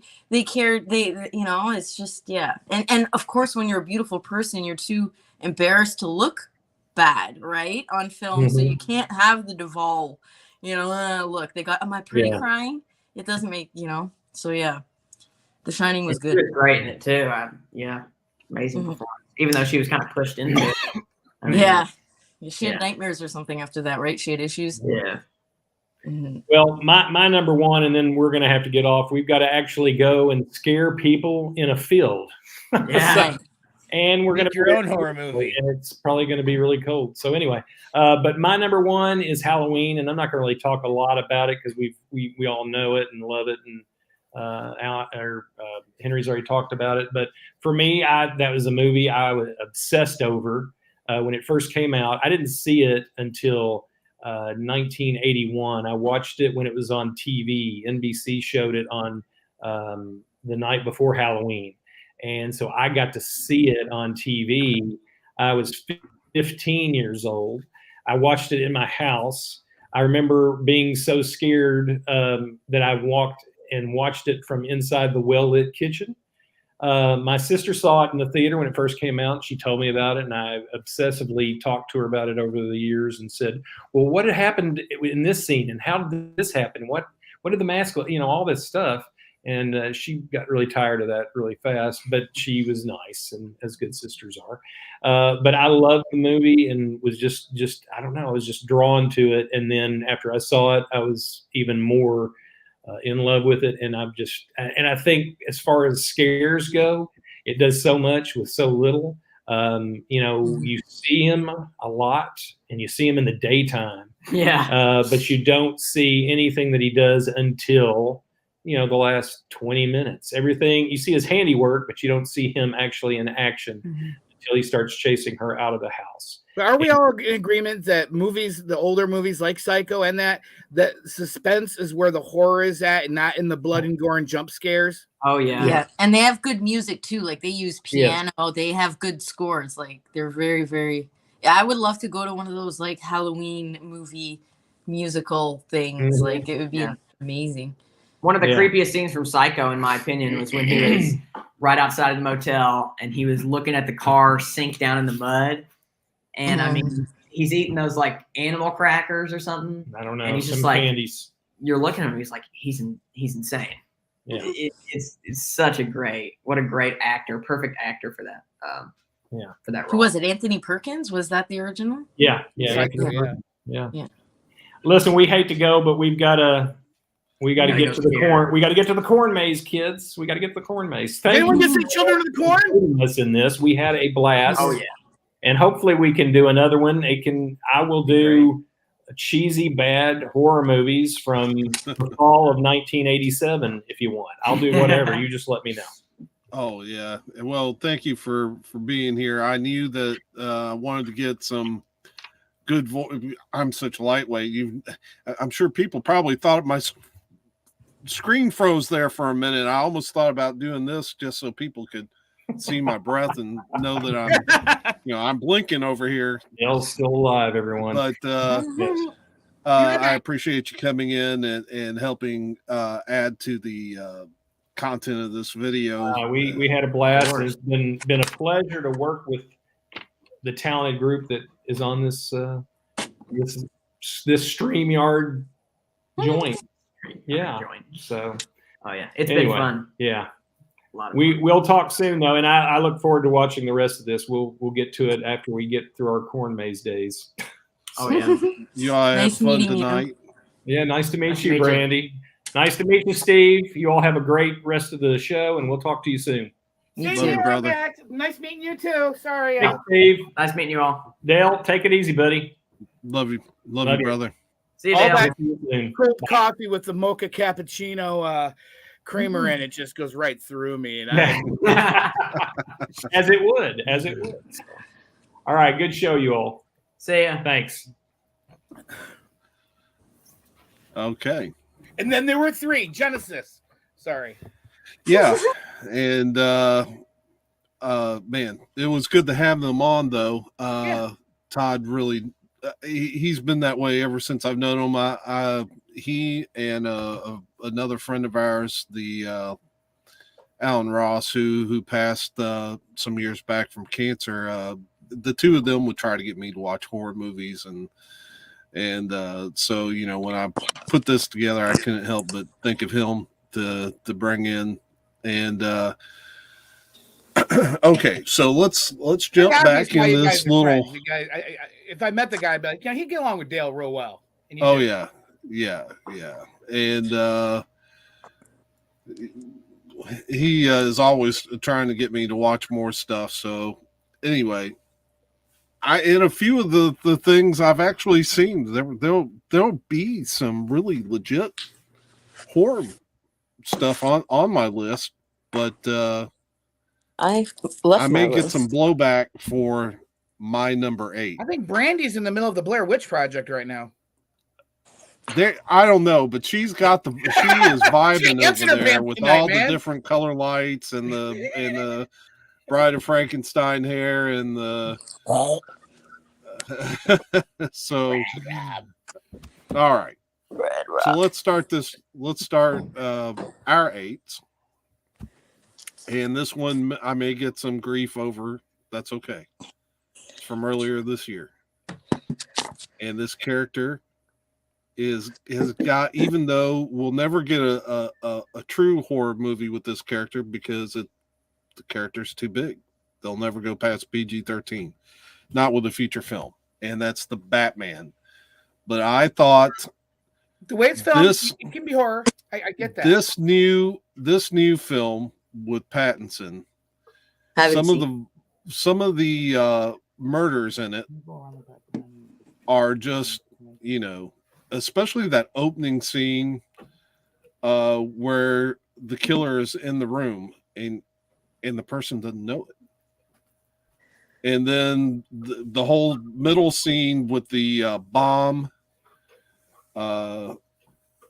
I mean, there's just, and Batman has had these horror elements all through his history, from Burton's Batman Returns, which could go on a list like this, I think. He's dark, so that makes sense. Batman Forever was scary, but in a whole completely different reason. Mm-hmm. It was scary bad. What's that? Burton's Batman Returns? No, the Batman Forever. Isn't that the fourth one? The one with Robin and Arnold Schwarzenegger and. No, I'm referring to Burton's second movie. Oh, okay, yeah. With Pfeiffer and DeVito. Oh, okay, that one's good. That one's good. Which really, Burton was really kind of turning up what he normally does in the creep factor. Mm-hmm. And then you have especially the scenes with the Scarecrow in Nolan's first Batman movie, Batman Begins, with Batman, some of the images of Batman with fear gas. So there's all these elements coming through. And Gotham is one of the scariest cities that I've ever seen in fiction. Well, and I don't know if there's that's the description of Gotham, so that fits great. And then I don't know if there's a better house of horrors than Arkham Asylum. And so, and especially with the way we ended this movie with him in Arkham talking to the Joker, it's just, to me, there were a lot of elements. It was a very quiet, like a lot of horror movies, it was very quiet in places. Mm. But I mean, this was as close, I think, as we might get, and legitimately had me fearful for some of the characters. I wanted to point to the PG and then go to Eric Weinbender's comment. I will not read it out loud, but just warning. What? Okay. Just let it be. We're just going to let it be right there. He did his own thing. All right. So what's your 8, Steve? I'll use the light that I was trying to light up Brandy with. What if I told you there was a movie that had Jason, Freddy, Leatherface, Pinhead, all of the horror bests in one movie, and Kenan Thompson from Saturday Night Live? You would say, I want to see that movie. I said, not yet. What about the one and only Leslie Nielsen? He's in it too. You're just like, I must watch this movie. And for that, I'm putting the movie Stan Helsing on here from 2009. Yeah, it's considered a horror comedy.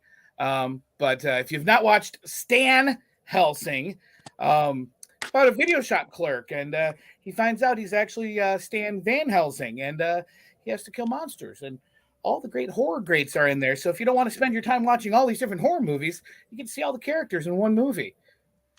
Wow. Stan Helsing. I've only heard of Van Helsing. Yep. Check up Stan Helsing and thank yourself and then give me a chat and say, yeah, Steve, you're an idiot and your brain is broke. But hey, I recommend watching it. But Steve, what really scared you? What really scared me? Has either of you watched the 1978 animated movie Watership Down? Nope. That's a pretty depressing movie, isn't it? Well, as a kid, being that it was animated and it had little animals in it like bunnies and such, my mom thought it'd be a great movie for little 3-4-year-old Stevie to watch. Oh. It ruined my brain and caused nightmares forever. It was depressing. It was bloody. It was gory. It was psychologically traumatic. Not recommended for anybody under 18 years of age. I personally don't think, and I was 4. So, Watership Down. Horrifying, terrifying. Do not recommend unless you're an adult. If you're an adult, you'll watch it, you go, this is messed up. But, yeah. That reminds me of... I'm a huge Bugs Bunny fan, and there's a special called Daffy Duck Quackbusters, and they take a lot of the older cartoons and do new animation in between to try to string it into one long movie. Oh, weird. And some of the new animators must have lost their mind because they forgot the rules of what makes violence funny in cartoons. And there's this whole scene where they're knocking down Daffy Duck's office with a wrecking ball, and they hit the office, and you see Daffy on the end of the ball screaming in slow motion across the screen, and it's like that went from haha funny violence to oh my gosh, that's kind of disturbing. Yeah. it's terrible, but yeah, that's what you just mentioned. Kind of, it's not nearly as bad as Watership Down, but wow, they really forgot the rules for a minute. Mm-hmm. All right, Brandy, what you got for numero ocho? Okay, I have one that you guys probably never even heard of or seen. It is a complete shock factor movie, and the ending is so twisted that, like, if you haven't seen it, you'll be traumatized if you watch it to the end. And that is Camp Sleepaway. You win. Or Sleepaway Camp. No, Camp Sleepaway, Sleepaway Camp. Anyways, it is maybe I saw it on a VHS tape on the family video shelf and never. It kind of rings a bell, like I've heard the name before. Tell us more. Yeah, it's very, very, very disturbing. Very, and the ending is complete shock factor. You're not gonna spoil it for us? Come on. What's that? Spoilers. Come on. Spoil it. So shocking. You have to watch it. You will never expect it. All right. Oh, well, what is Juan it? Bender gives us his stamp of approval, so I'm gonna have to Oh, watch. wait. Yeah, we got I gotta Eric. look at what the name is. Sleepaway Camp or Camp Sleepaway? Sleepaway Sleepaway Camp. Camp. Sticks in the Sleepaway brain. Sleepaway Camp. Yeah, it is nuts. What's really scary is the Packers playing like the Lions. Even more scared than the Lions playing like the Lions? That's scary enough. So go All watch right. it. You'll have to watch it. Just trust me. And if you're like, just keep watching it to the end, and you'll thank me. Okay. Will do. Okay. So, Dale, 7. Number 7, Lightweights. I got you. I'm going. This one is just, it fits in the thriller, and it's 2002, and it's Signs, and that movie creeped me out watching it at first. Just and this is what I like about scary movies is that I don't know if it's really terribly scary all the way through, but I mean, you don't know, are we really talking about aliens or is this just a phenomenon? And Well, being a Shyamalama Ding Dong movie, it could have been, and you don't like, oh, he's trying to make us think it's aliens, but it's going to end up being something else because it's a Shyamalan movie. Isn't that right? And but it's the things that you don't see. Yeah. And that's why I don't know why I really love this movie and I need to watch it every few years. And give myself just enough time to kind of forget how it goes and then rewatch it. But it's that type of alien invasion type nightmare scenario, and to me it's a little scarier than something like and now I'm blanking. The big Independence Day. I mean, that's so blatant and over the top. Now, this is a little, to me, was a little bit more scary because it's not about it's full on attack yet. It's more like, are they really coming? And then the scenes where they're hiding and you can hear what's out there, but you can't see it yet. Yeah. Doesn't it go back liked also it. to the suspense is scarier than I gore? liked it. Yeah. And if you're a Same lightweight like me, that's a good movie. All right. All right, Steve. When am I down to 6, 7? 6, 7. All right. 7. Remember when my top 10 movie list of the top 10 favorite movies of all time, I said there's a place in my heart for movies that are so bad, so horribly made, so horribly acted, so horribly everything that they come right around to being good again. 1966. I'd said on my list, Plan 9 from Outer Space. It's one of the best, worst movies of all time. But right below it is a movie called Manos, The Hands of Fate. And I will leave this in your guys' wheelhouse. I highly recommend maybe getting an adult beverage or two, whatever, and sit down and watch this horror movie that was meant to be a horror movie that was intended to scare the living daylights out of you. And then I challenge you to not be busting up laughing every 5 minutes of, and it's one thing of a movie's like, we're talking about earlier, Army of Darkness. Well, yeah, it's a horror movie, but it's meant to be funny, but no, this was deadpan intended to be scary. And it's so hilarious. Manos, The Hands of Fate. Please do. What is the rating? What? What is the rating? R? It's R, 66. Yeah, it's bloody. That Gory. reminds me, I do need to watch that movie. I believe I have it on my shelf. It's the Mystery Science Theater version. Just as good, if not, but yeah. When they're so bad that MST3K does it, it's well worth watching on its own. Yeah. And what really scares me? What really scares me, the curb stomp scene in American History X. That messed me up in the brain for a long time. I knew the movie when I'm watching it, and I just didn't expect it to be so right there and graphic and blunt. It startled me while watching it, and I don't know. Again, maybe it's just because I have a weak consistency, but that curb stomp just messed me up for a while emotionally. And I think horror and horror movies are things that affect you negatively in the brain, and that affected me negatively. So I'm going with things that really scared me. American History X curb stomp. Nice. People now will YouTube your clip parts. The parts of your movies that scare you, you can go to YouTube and just watch that, which is nice. Yeah, that's right. Most of them are on YouTube where you can just watch that, but you don't have to watch the whole movie. All these movies that really scared me, not a single one's a horror movie. That clip is terrifying. My 7 is the original Exorcist. And the original, because the one with the crab walk down the stairs, I mean, that was the only thing that was cool, that was different. But aside of that, they took out a lot of the cool, scary parts from the first one.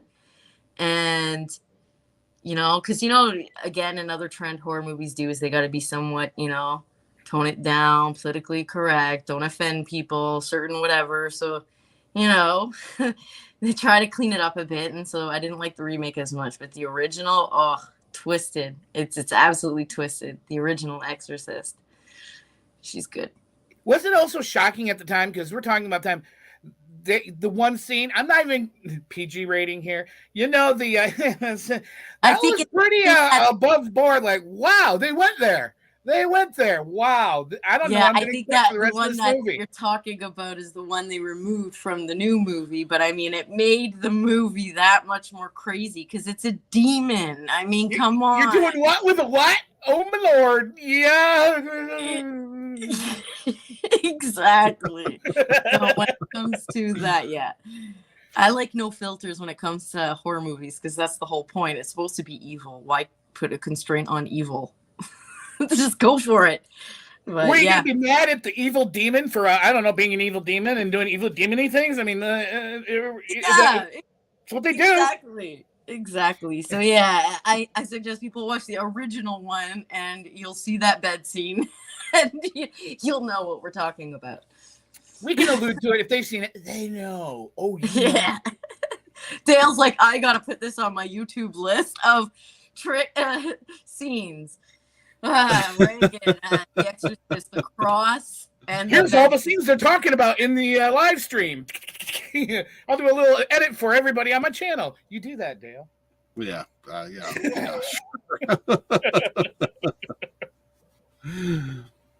You're 6.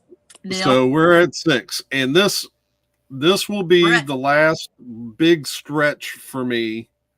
That will definitely mark me as a lightweight. The rest of my list will probably be trying to redeem myself in Brandy's eyes because I can see the look she gave me after the last one, and she's going to give me that. Brothers, is it? And she's going to give me the same look after this one, but I can make my case for this movie. And it's Star Trek First Contact.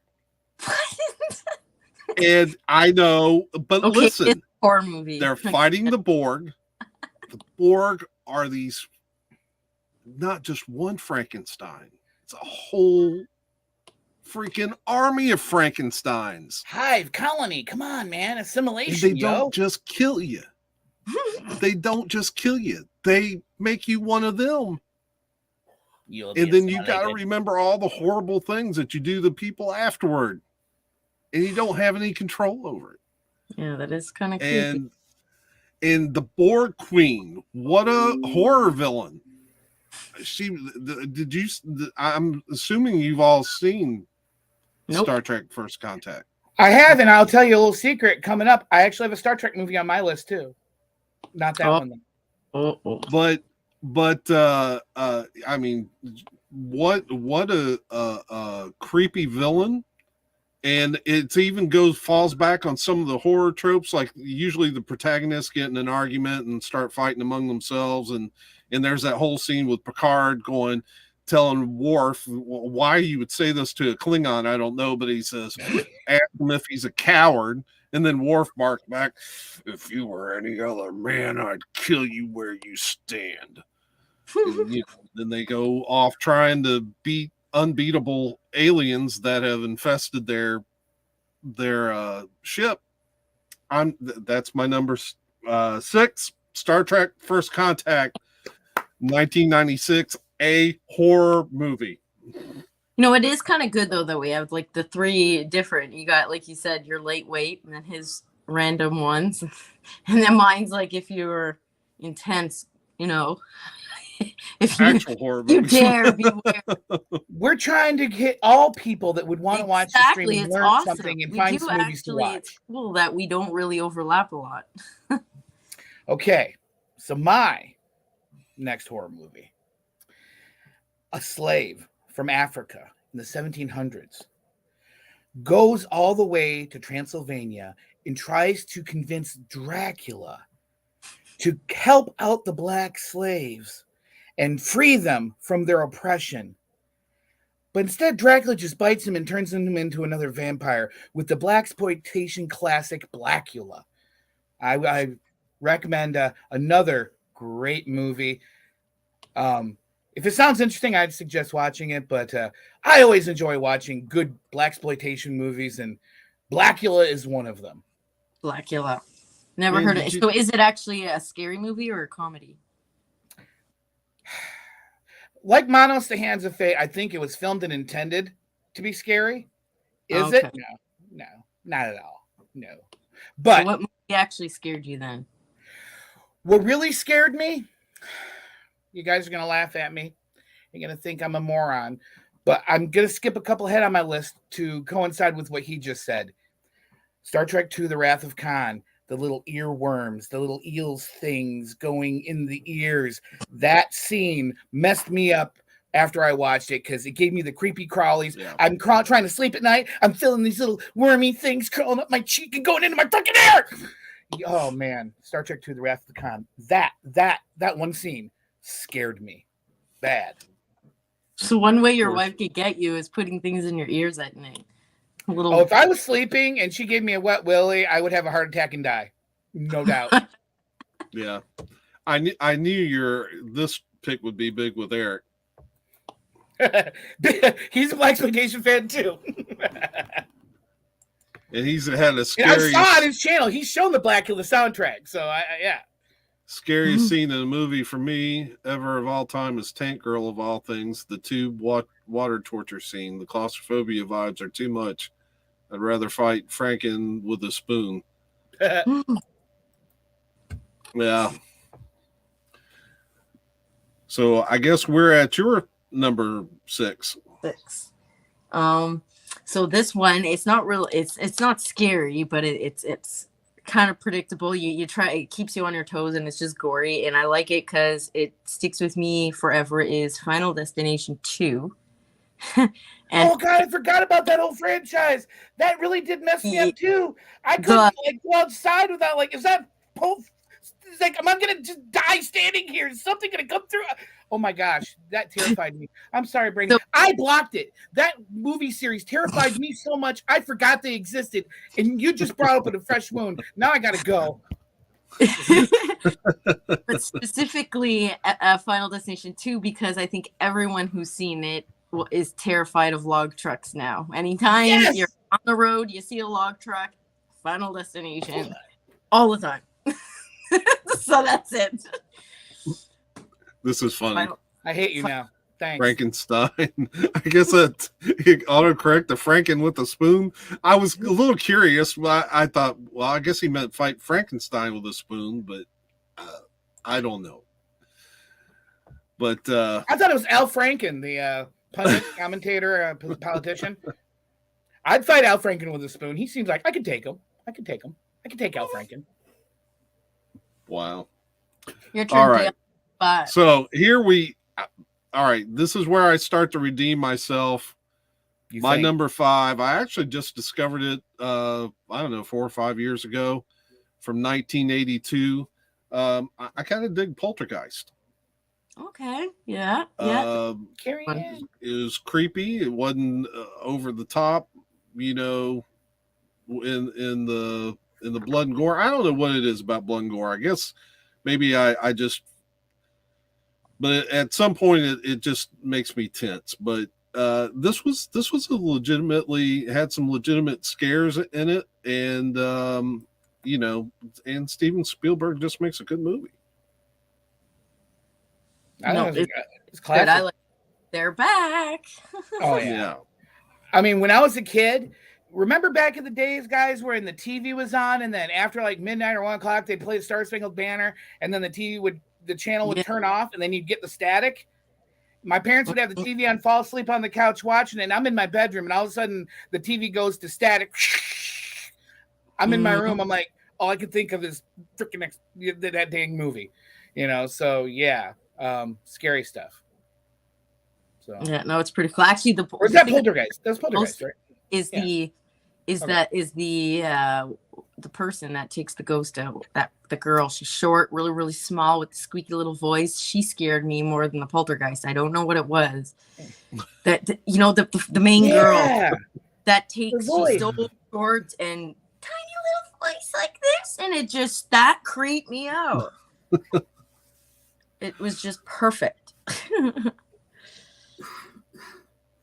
It was Carrie Ann was her name too, wasn't it? If I remember, because I remember hearing her voice in my head, like Carrie Ann. Anyway, yeah. Yeah, she died young too. The girl that played that, like at 12 years old, she died. I heard something about that. Like there's some like, curse of the movie or something that there's a lot of people weird stuff happened to or something. She had like a bowel problem from birth, like Crohn's or something similar, something like that. What? All right. You're 5. Me? Is it my turn already? Yep. So if the movie has the word horror in its name, it's classified as a horror movie, right? Except for, is it Rocky Horror Picture Show? It's a horror movie. Rocky Horror Picture Show, number 5. It counts. Let's do the time loop again. I got it. Frankenstein is in it, or Tim Curry. Come on. But yeah, it honestly, if you look it up, I said on the list, it is considered a horror comedy. It is. It's a horror genre because horror comedy is part of the horror, right? Right. They're all so it counts as a horror movie. So far, Brandy wins. Thanks, Eric. And then what really scared me? When you have something that you love in the pit of your heart and you can see that thing get killed and destroyed and obliterated in front of your face, that affects you. Would you agree or would you not agree? And that one scene from Shaun of the Dead where he's throwing the records at the zombies and wrecking all that beautiful vinyl. Vinyl's my life. I love vinyl records. That terrified me. I'm like, no, don't throw any of them. No, don't. I don't care if it's Kenny Loggins. Put it back. Put it back. You know, yeah, that Shaun of the Dead scene, that scared me. I mean, I would rather die than wreck a vinyl record. Let the zombies eat me, but I'm not wrecking my air supply. I swear to God, I won't. I thought you were gonna say something like Gage in Pet Sematary. You know, your kid running towards a transport. I mean, you can say that, but I mean, she's a big girl. She can handle herself. You know, she died. She could have tried harder. That's all I'm saying. I trained her well enough. So, yeah, Shaun of the Dead. My 5 is Dark Skies.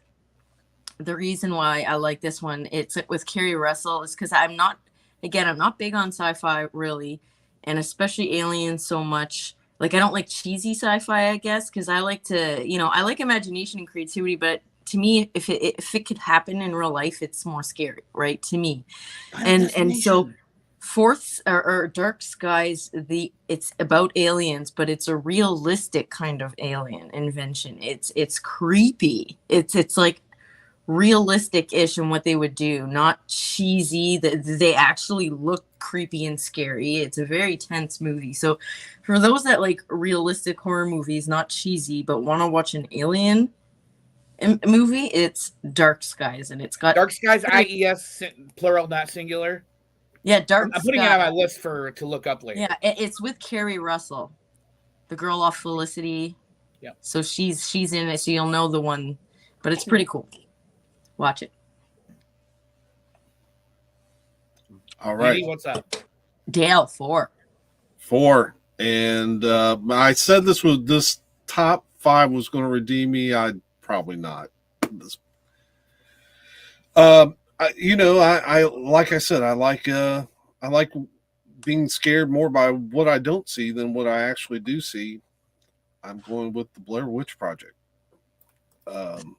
It was to me it was creepy in that I think what freaked me out the most was the screams in the distance and knowing that they were lost and couldn't find anything. Finding the bag of teeth wouldn't it was a little creepy too.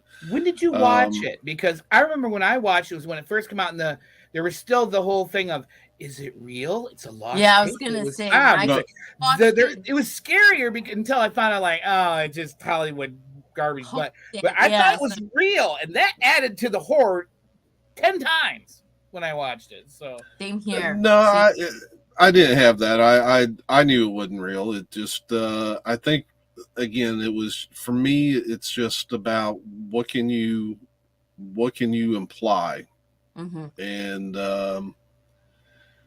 like I said, probably the thing that sticks out at me most was all of the noises that you heard, especially the screaming off in the distance, and ambiance. So you don't know what's out there. I remember the booger part the most.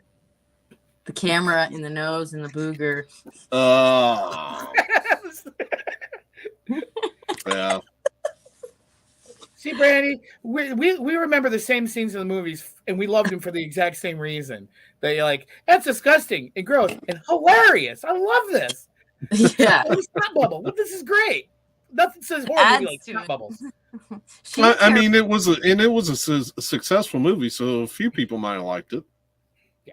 No, it was good until put it this way, it was very good until it was revealed as a hoax, because then that just brought your hopes down. And then now it's like, okay, I don't ever want to watch it again because I know they had sequels, and the whole point of it is I would never watch a sequel knowing it's fake. Well, I'd rather know it's fake first and enjoy it than get the rug pulled under me, and then I don't want to. But yeah, it was good though. before we knew, I actually enjoyed it. So that's a good one, Dale. Now, Thank you. I feel like I've just been patted on. Yeah, that was a good one, Dale. Yeah, that was a good boy, who's a good Dale? Who's a good Dale? I'm a good Dale. So, if the word phantom is in the title of the movie, Oh, it's counted as a horror movie, right? You know where I'm going with this, don't you, Dale? the Scooby-Doo and the Phantosaur does not count. No, I was going with Kiss Meets the Phantom of the Park. Oh, I was gonna think of Oh. Phantom of the Opera. Yeah, I- well, that I could be do actually love that scary. movie. But no, when you talk about movies that are just bad and they weren't intended to be really bad, but they just end up being bad, I think they really put they really wanted Kiss Meets the Phantom of the Park to go somewhere and make money and be a franchise. But I'm going to be honest with you. This is the only movie on the list I haven't watched all the way through because I just couldn't. It wasn't so bad. It comes around to being good. It was just bad. Oh, it's brutal, but I love it, and I have seen the whole thing. Times. So Couple 4 on my times. list is Kiss Meets the Phantom of the Park because it is on some lists considered a horror / movie. So it's a horror movie. But what really What movie scares you? scared you? What really scared me? When they opened up the Ark of the Covenant in Raiders of the Lost Ark. That face melty thing. That messed me up in my brain. When I'm watching a movie and I'm expecting da da da da da da, I'm like, hey, look, okay, there's Nazis. Well, they action adventure. And then there's this guy's freaking melting in front of your face. And right in front of you, I was caught off guard. Nightmares for days. Raiders of the Lost Ark. It's really true scary movie. Oh, Eric had a question here. No. Big Man Japan is so bad it comes around to being good again. Big Man Japan is awesome. That's so bad it's great. So it's when you stop halfway down where it's so bad it's just bad. It has to be way worse to get good again. It's a circle of life. Circle of horror. You can't have good without the bad, right? So, me 4. I don't know if You're you've at watched 4. It's you, Brandy. It is a good movie, but it's not it. It follows. So it follows. You mean it too? No, it's No? a completely different movie. It's a sexually kind of like an STD related disease, but it's Oh, you got my attention. Go ahead. honestly really creepy. It makes you tense, like as in like it's creepy. It's super intense movie. It follows. Watch that one on it. the list also. It follows. You're gonna have a really like sleepaway camp. You're gonna be so scared. And message you be like, "Oh my god!" They're all going to be watched in the dead of noon with all the lights on and everything. Yeah, I should put a warning on my some of mine. Warning: this might give you nightmares. Shut up, Eric. Nobody wants to hear you anymore. What? She's down. I didn't know this was a game or a contest. I thought this was an opinion piece. Screw me for having an opinion. All right. What's your 3, Dale? My 3, man, this movie creeped me out mainly because of the time period it was set in, and that's The Woman in Black. And so Potter, Harry right? Potter Mm-hmm. goes and buys this house out nowhere, and I think so many of the modern movies, you can get back in touch with society real easy. Something scares you, flip on all the lights, call somebody on the telephone, whatever you want to do, get a hold of somebody. But what do you do back then when there were no phones? You didn't have electricity. You're just stuck in a house and there's stuff going on. And so that movie really creeped me out. Is that the like made for TV one? Because I'm trying to look it up. It says there's one from made for TV like 1989. No, this is 2002, starring Daniel Radcliffe. Oh, Radcliffe. That's why he said Harry Potter. Okay. Yeah. There's a second one. There's a sequel. So you should watch that, Dale. Yeah, I haven't gotten to that one yet, Mhm. and because of this little thing like COVID happened, and I don't really do a whole lot of thrillers by myself because Just get Mandy to come lightweight. Mandy- I'm a lightweight too, Dale. You notice, it's the lady here. She's the This hardcore man. person. She's got all the guts on this panel. Yep, pretty much. We had 3 then. Yeah. Yeah. All right. Zombieland and Zombieland 2 Double Tap. Best zombie movies ever. Woody Harrelson. If you've watched them, you know they're good. They're just good. They're scary at parts, sure, but it's campy. It knows it is. It's fun. It's just a great romp. Good enough special effects to do what you need to get done. It was so good. I even had a phone app game that was the Zombieland game based on the thing. I played that game for a year after I watched the movie until they actually took the server offline. But Zombieland and Zombieland 2 Double Tap. Everyone's going around. All the characters are named after the cities they came from. Columbus and Wichita, and it's your typical zombie movie. Zombie tropes up the wazoo, just done lighthearted with intention of having fun and just have some fun. It's a fun movies, both of them. Well, Woody Harrelson, I don't think makes a bad movie. He's very good, and I don't think every movie he's been in, he's been good in. So yeah, exactly. Pretty good. So what movies?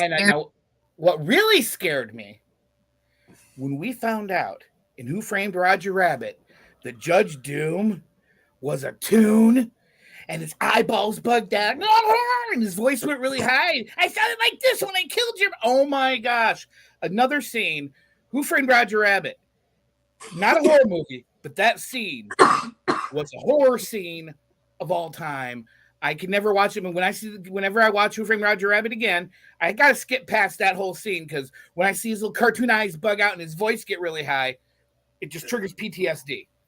That's where they forgot the rules of what makes cartoon violence funny. Mm-hmm. The dip, and then you see him getting dissolved. And he's freaking yelling and screaming and begging for it. Yeah, he's a bad guy, but man, yeah, they could be twisted. It's like my little man. He's been watching YouTube videos of kid stuff, but then these kid stuff are bringing in cartoon stuff that are a little risque. So like at first I'm watching like a family with dinosaur stuff, and then all of a sudden a cartoon cat comes in. Then Siren Head comes in, and Lighthead, and all these Henderson characters, and I'm like, they're pretty cool, but they're pretty evil. But my son he's 3.5. He just cartoon cat. He's just on. I'm like, they're pretty evil, dude. I said, I've never even had this evil in my day. Cartoon cat's creepy. But yeah, they've twisted things for sure at a younger age. I mean, was it just me, or did you guys see that in Who Framed Roger Rabbit and it kind of was like felt a little wrong? And honestly, it was like a Large Marge thing for me. Just I wasn't expecting it, and then it just fried my brain. My 3 is pretty quick. It's the same. We talked about it before, but my 3 was The Shining. So based on what I said before, it's just good. Amazing. As it should be high on the list. It should be. Yeah. Well, Dale, what's your 2? All right. Movie did hit somebody else's list. The Ring. Oh, there you go. Creepy. The whole premise of watch this video and die later, and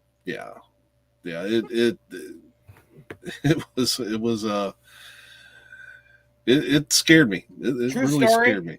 I used to, for fun, go to Goodwill, and they would a lot of times have VHS tapes that or there for like $1 or whatever, and you don't know what's on somebody's wedding or whatever. And it's fun to watch them because maybe you can find something recorded off of TV with some old commercials from the 80s. It was a fun discovery thing. And after the ring, nope, not getting any VHS tapes ever again. They could just stay right there. So yeah, ruined a whole fun part of my life. Thanks, The Ring. Well, I have a friend who I go to church with that she says when she was a teenager, she watched The Ring, and she was staying over with a friend, and she got a nosebleed that night. And it freaked her out so bad she went home. Well, I mean, blame her. No, I could see. Yeah. Are we on number 2? Yep. 2. You know, we talked about Scream earlier. Yes. You know where I'm going with this, right? The whole Scary Movie franchise. Yeah. When I got to see the movie and I saw the whole glory hole scene, not going to go into details, but you know which one I'm talking about. It became one of my favorite movies of all time. And yeah, they're Scary Movie franchise. It says Scary Movie. Obviously, it's a horror scary movie. That counts on my list. Number 2, Scary Movie, all of them.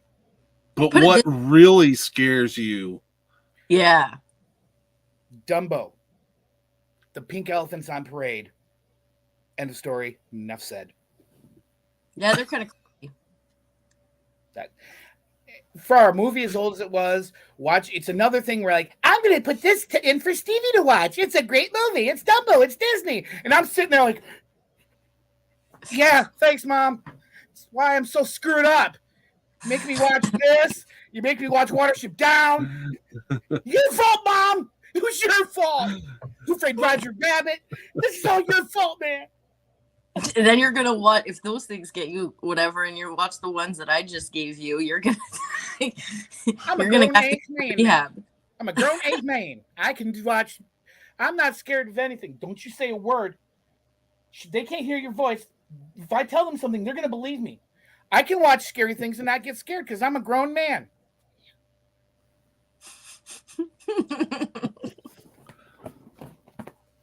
My number 2 is Nightmare on Elm Street 3. I said that with the last movie top 10 list, but it's the best. 3, Dream Warriors. I mean it's Welcome to Primetime bleep, you know, and then the whole vein, like the attendance coming up like a puppet is just and I like Patricia Arquette, and it's all good. And Heather Lang was back in that one.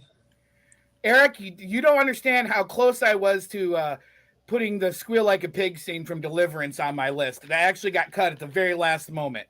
And now I feel depressed that I didn't do that. But yeah, I just really always loved that one. They got good actors, Lawrence Fishburne in there too. So Dream Warriors, I think, is one of the best out of all the Nightmare on Elm Street. So that's number 2. Wow. So I we're bet you're really wondering what my number 1 is, since I put my other ones high on the list. There is a movie franchise I haven't heard from anybody yet that I thought for sure would be on here. And Friday the 13th. Nobody's mentioned Friday the 13th. There's that Or one. Play. Or what about Pinhead? Has anyone said Hellraiser? That was going to be an honorable mention. Okay. Nobody said that. So we're so close to the end. I'm like, no, Friday the 13th. Yeah, it's so tough. But Voorhees, I look as more of a victim. It's his mom who is more evil. So I can't really be scared of Jason. He's, I feel bad for him, but that's pretty much it. So, All right. Is your number 1? Number 1, Dale. It's All right. What All is right. what are we all watching tonight? What movie? It's the classic 1960. It's been mentioned. Psycho. Love Hitchcock. In this movie, best use of well, yeah. well, there's a Mandy and Me live stream just about this movie, and isn't that where I learned about chocolate syrup being used in the shower scene? possible. Yeah, Possible. Vin was in there. He might have mentioned it, or Dave. The chocolate syrup looked more Uh, like blood in black and white than blood did. I'm like, well, that's Well- really interesting. Yeah. Yeah, and it really is. It built in tension, and the last couple scenes really had me sitting on the edge of my chair. But I also love it because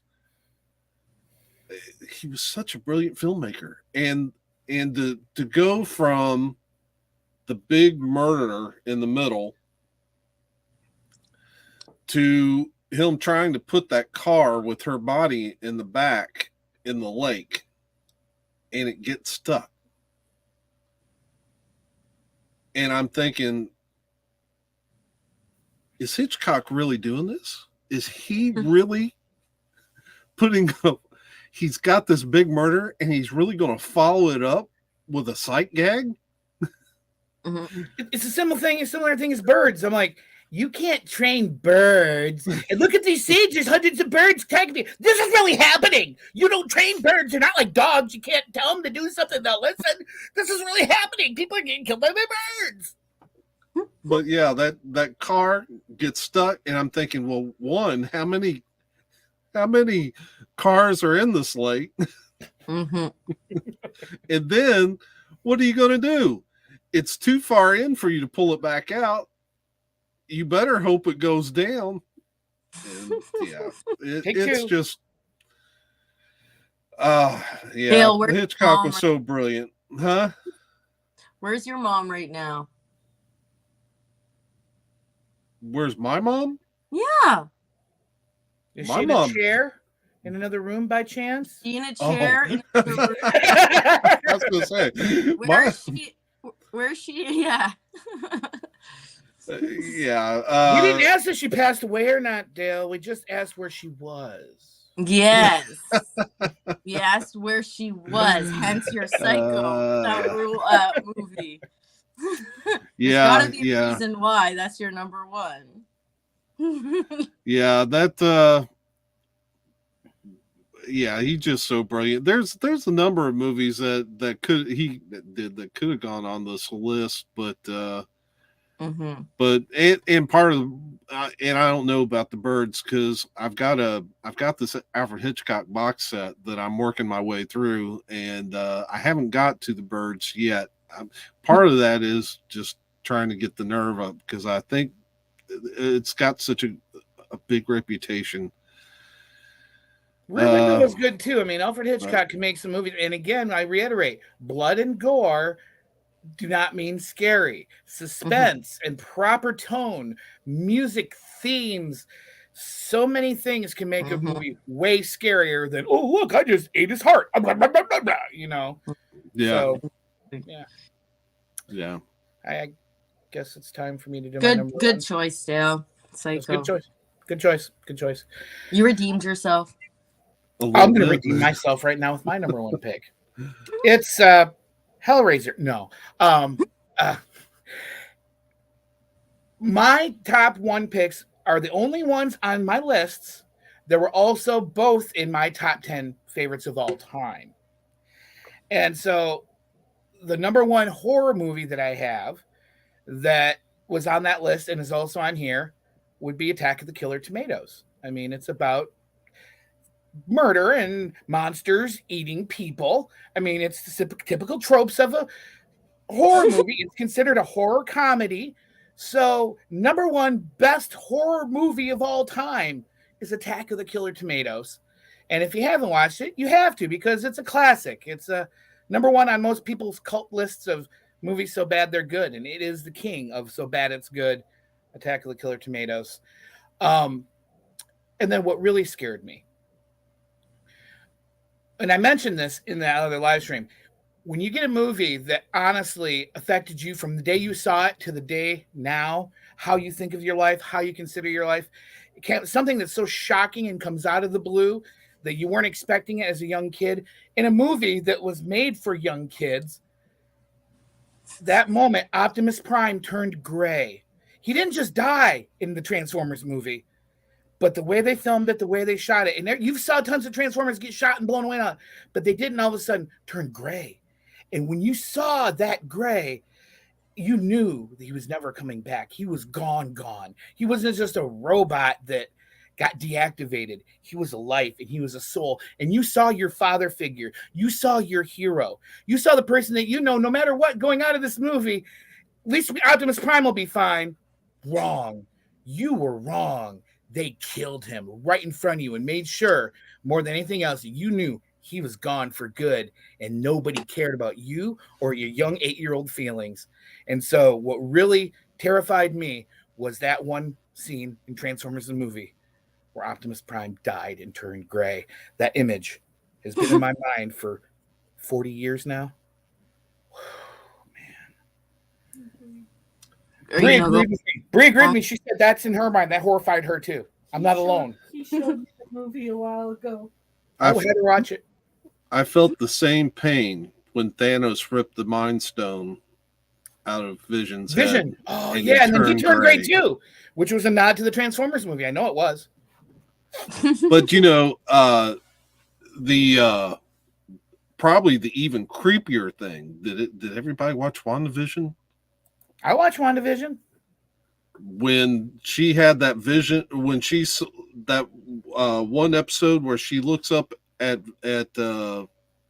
Vision standing in the door or in front of the doorway, and he looks like all of a he's sudden like a zombie or whatever. Yeah, that was pretty creepy, man. Yeah, that was pretty creepy.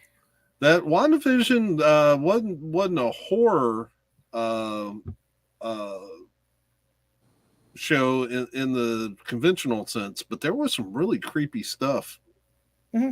Agreed. In that, and now, and just since we're talking about that, I'll mention watched Werewolf by Night.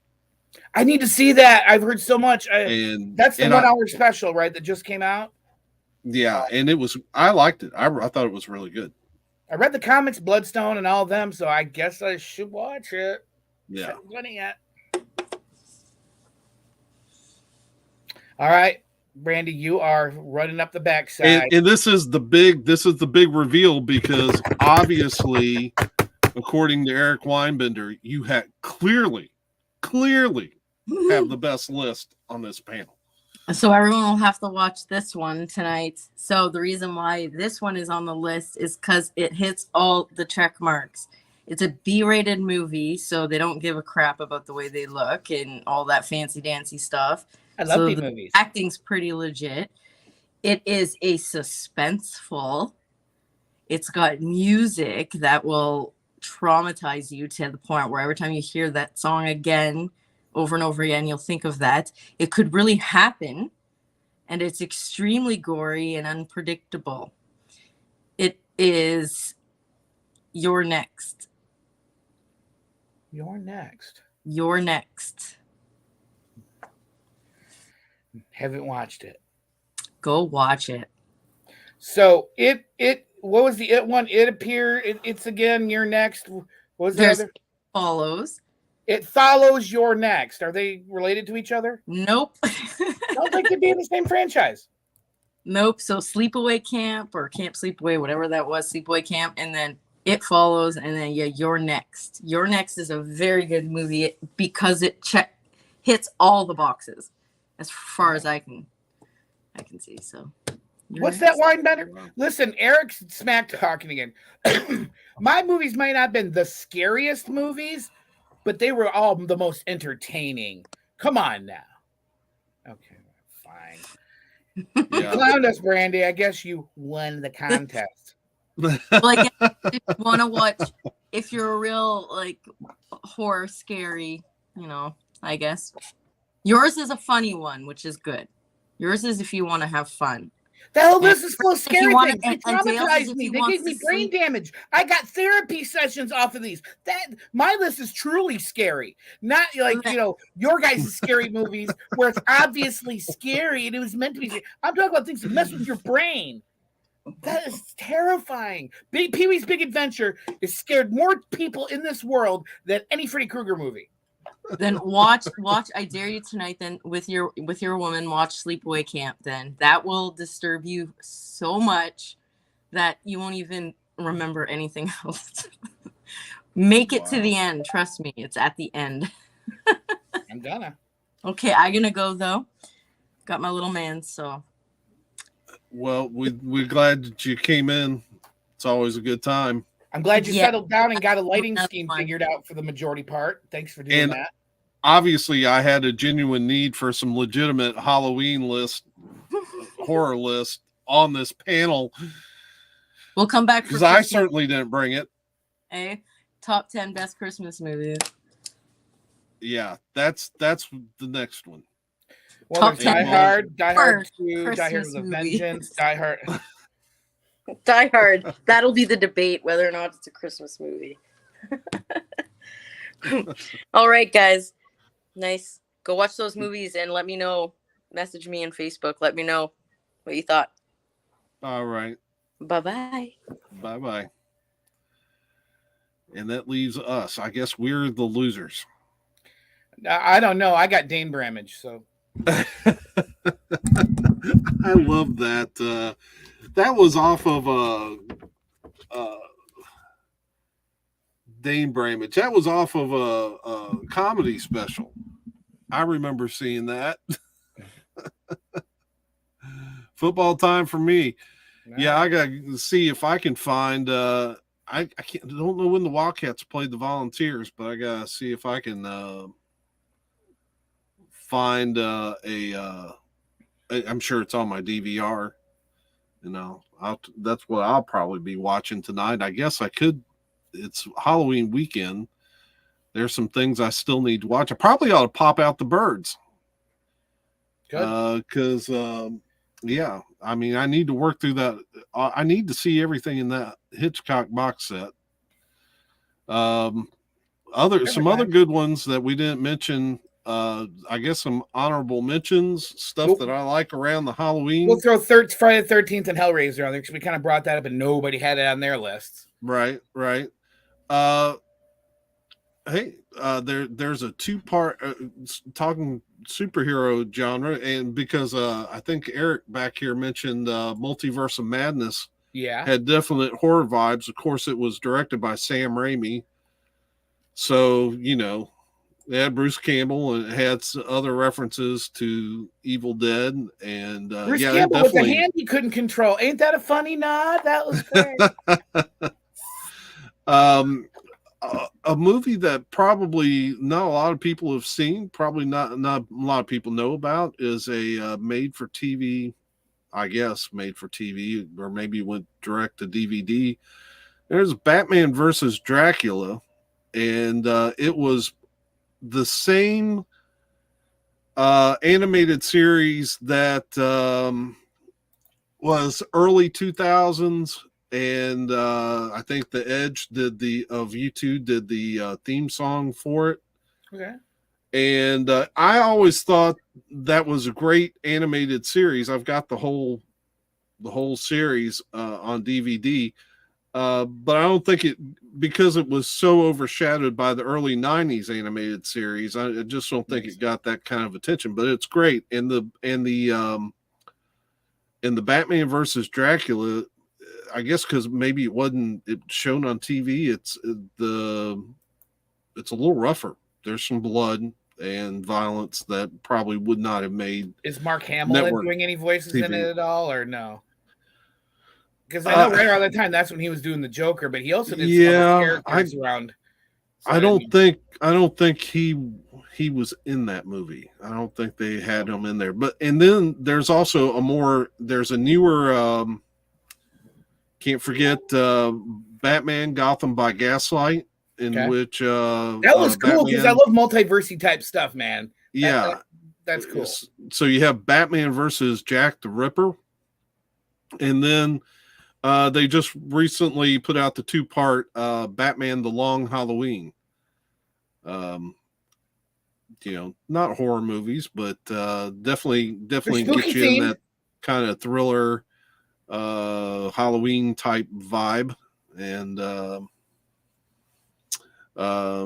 there's been a couple. I've been trying to get the guts up to watch A Quiet Place.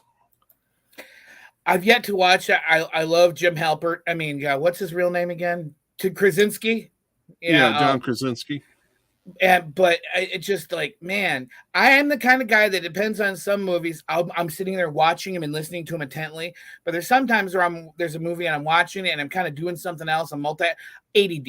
You saw that with this whole live stream. I got my phone here. I'm all over the place. My brain I can't focus on one thing too long. And then there's a movie where the whole point is you can't make any noise.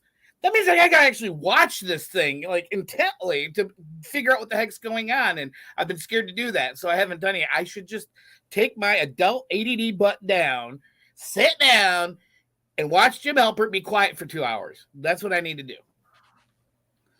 Yeah.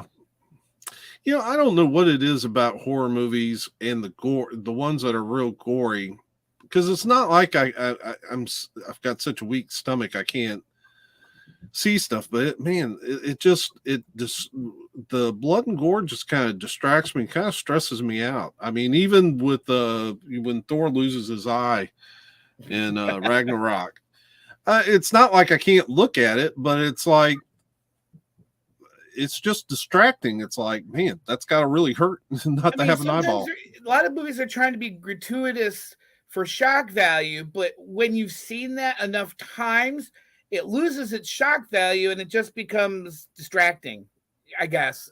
I mean, I don't know, maybe for me. Yeah. So gore isn't But what gets me for these movies. It's the scary, suspensey stuff that I can't do. Right. I can't sleep at night. But I do get the whole element of danger, right? Because that's really the attraction for horror movies, is that the characters, usually in TV shows and movies, main characters and stuff are totally safe, right, for the most part, right? But in horror movies, that's kind of the point. Nobody's safe, or shouldn't be. Who was the main actress that was in the first Scream that was like a big star, and then she was the first one to like die and killed her off right in? I can't remember who it was, like Sherman Stel Geller or something. I forgot, but there was somebody who was in the Scream movie that it's stripping my mind. But it's like you go to see it, and then they're gone. They're the first one to die. You're like, well, I thought they were going to start the whole movie. They're on the posters and everything. Yeah. There was that one movie too that was airplane movie about the Air Force One or whatever, where the posters all had Steven Seagal in it, and then he like died right at the beginning of the movie. I'm like, I don't forget what movie. There's just a lot of movies where they do that, where you think you're going in to see somebody, but they're not safe. And when it comes to maybe some horror movies, like you said, you really don't know who's going to end up at the end, because there are some horror movies where everybody dies. Right.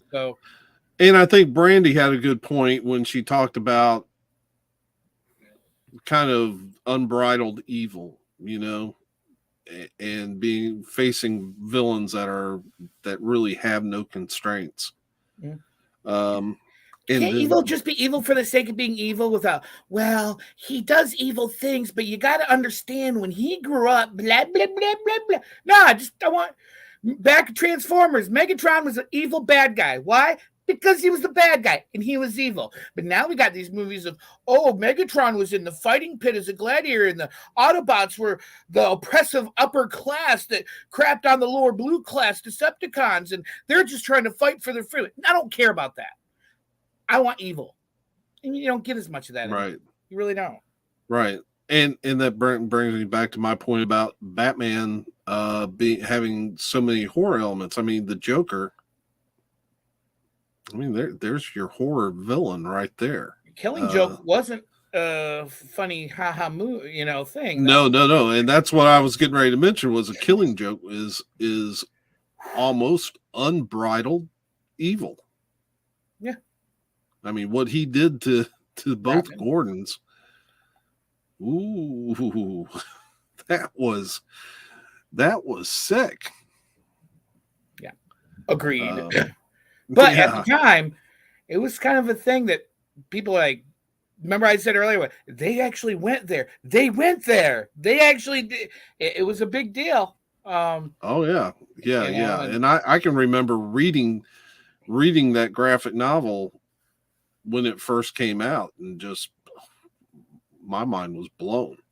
Oh yeah, exactly. I tell you another one, another villain that would make a great horror movie if they would do this adaptation. Do you remember? Oh shoot, I can't remember the name now, but it was an X-Men villain. Okay. Proteus. He would possess people. Okay. And then when he would leave them, they would be dead. Oh, well, that's kind of scary. Yeah. Because and it was right. It was in the John, I think it was in the John Byrne run, right around 128, 129 of that first X-Men, you know. I have to go through that. Was that around the time where the Jumbo one came out? I mean, that's because the X-Men switched over at the annual with like what issue 98. I think it was right before they dug deep into the Hellfire Club. Okay. So right there. Yeah. So okay. I'll have to look that up. Proteus, you think maybe his name is? Yeah. And I've got a collection. I've got a graphic novel that's got that story in it. And yeah, I mean that guy's scary. What do you do? Well, think about it. You're going up to your best friend or your mom or your relative, and you see them, and then you find out that they're possessed, and so they're alive, and you're seeing them, but you already know they're dead, you know. And then he leaves, and they're dead. So you know that even though they're alive and walking and talking, being possessed, that they're already dead, and you're talking to a dead person that you love. I'm just thinking that's a great premise for a horror movie, man. You know? Oh, well, yeah. And it was, yeah, I mean, and I definitely think it would strike a nerve with folks, because I know after my mom died, for probably a good year afterward, she would show up in my dreams, and I'd be even conscious enough to think and be talking to her in my dream about, Mom, how are you here? You died. And I apologize for Brandy bringing that whole thing up and us joking. Oh, that was cool. Off limits. I don't know. She started. No. I'm not sensitive about that at all. My mom's been dead since 2017. I've worked through the grief. Well, I won't say that. I won't say I worked through the. We never get over it. There's no such thing as getting over it. I know, but I'm not sensitive to it, and I realized she was talking about the movie, so there's nothing to apologize for there. I just had a brain lapse there for a second, and but yeah, it doesn't. I don't fall apart. The things that make me fall apart are things that are usually stuff that's just totally unrelated and come out of the blue. I've always said grief is kind of like a sucker punch. Yeah. I mean, my father offed himself by drinking a bottle of rubbing alcohol in a McDonald's bathroom, locking the door in the stall, and not getting found for many hours. And once I got able to handle that, other people who have left me, it's been a lot easier when you got to deal with something like that. So yeah, time heals all wounds, man. Yeah. And I'm not. I won't say that there aren't days when I'm not a little more fragile to it, but yeah, in general, you know, I can talk about it. It's not a big. It doesn't affect me in that manner anymore. Not like, well, I don't know that it's ever really affected me to where I couldn't talk about it. It would just. My fragile days were a lot more often and a lot more frequent. Yeah, a lot more frequent and a little bit more on edge than they are now. Take them far. And I don't, you know, grief is, you know, but that's what all this is about too. I mean, it's about facing fears and facing. That's what horror movies are. You know, as often as Winebenders in our chat and how many great comments he has, I wish he would do that, be on the show. He's like another person on here, you know, the fourth one, you know? Well, I'd love to have Eric just get up and actually be on one of these with us. If you're still watching Winebender, come on, man. Get in here with us. Yeah. Talk smack to me live. I can take it. I'm a big boy. I got big boy pants. But yeah, but I'm glad to to have done this. I knew it's a big genre. I may not be that deep into it, but I know a lot of people are, and so it was great to have Todd on. I really need to do some more stuff with Todd on that because, as you could tell in just that brief amount of time, he knows his stuff. I mean, He does. He's cool. He's him. almost encyclopedic with his horror knowledge. He gets the Valley Final stamp of approval for all the worth that it is. Yeah. I tell you, he made a movie. Talk about creepy things. I can feel your breath on my neck, young lady. But he's done a number of movies. Usually, most of his stuff has been shorter films. But they did do one feature length. He and his buddies that kind of do Walk Softly films. They did kind of a it's called Cannonball. It's kind of a backyard wrestling Sasquatch coming of age movie. You're saying all things that make my heart go out with love. I gotta watch this now. This sounds great. And it's funny. It's funny. Oh. It might still be on Vimeo. Okay. Check it out. Just remember Cannonball and Walk Softly films. Okay. And maybe I can even see if I can snag you a copy from Todd. That and the Mr. Bill one that he was talking. Yeah, I just remember. I like it. I'm liking it. Yeah, it seemed like that was middle school when I saw that one, and then they've done. If you go on YouTube, you might be able to find some stuff that he did as Space Cops. Look for Walk Softly films, but then they did a bunch of little shorts called Space Cops. And then I'm wanting to say they did kind of a spoof where they were fashion designers who were all of a sudden now ghost hunters. Okay, like Ghost Hunters. And they did a horror movie, but I don't know if it ever made it online. Something Good to Eat. People. But most of their stuff is quirky humor and good stuff. Good stuff. Well, wait. The one you gotta see. Okay, what's that one? Is they did it in kind of podcast form, but they did one, and what was the name of it? It was about Kenny Rogers and the backstory to the song Coward of the County. And Todd plays Kenny. You're saying there could be a movie about the backstory to the Coward of the County? It's a short film. It's like somewhere between 10 to 15 minutes. Still, that sounds really interesting. It's hysterical.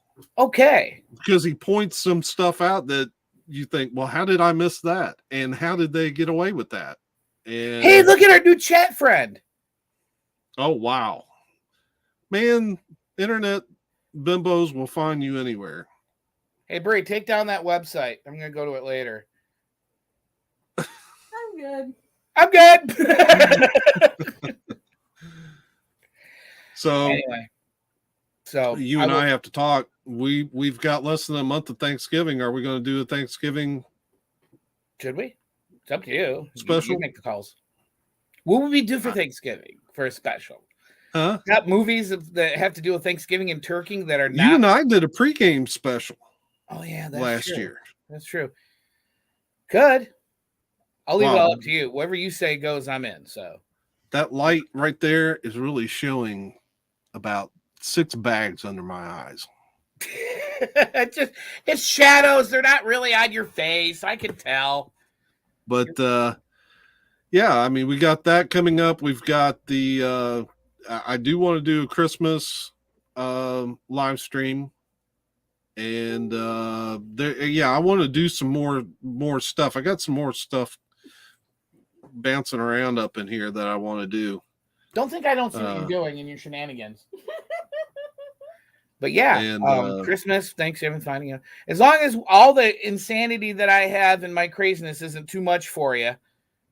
That's the reason these things aren't catching on is because half the time they're like, "Who's that wackadoo off?" You know. Oh, I think everybody, all of the people that I have on these live casts, really, because even though we rarely see big numbers in here, I guarantee you that this will at least, I would bet that this would break 100 views at least, and for my channel, that's pretty good.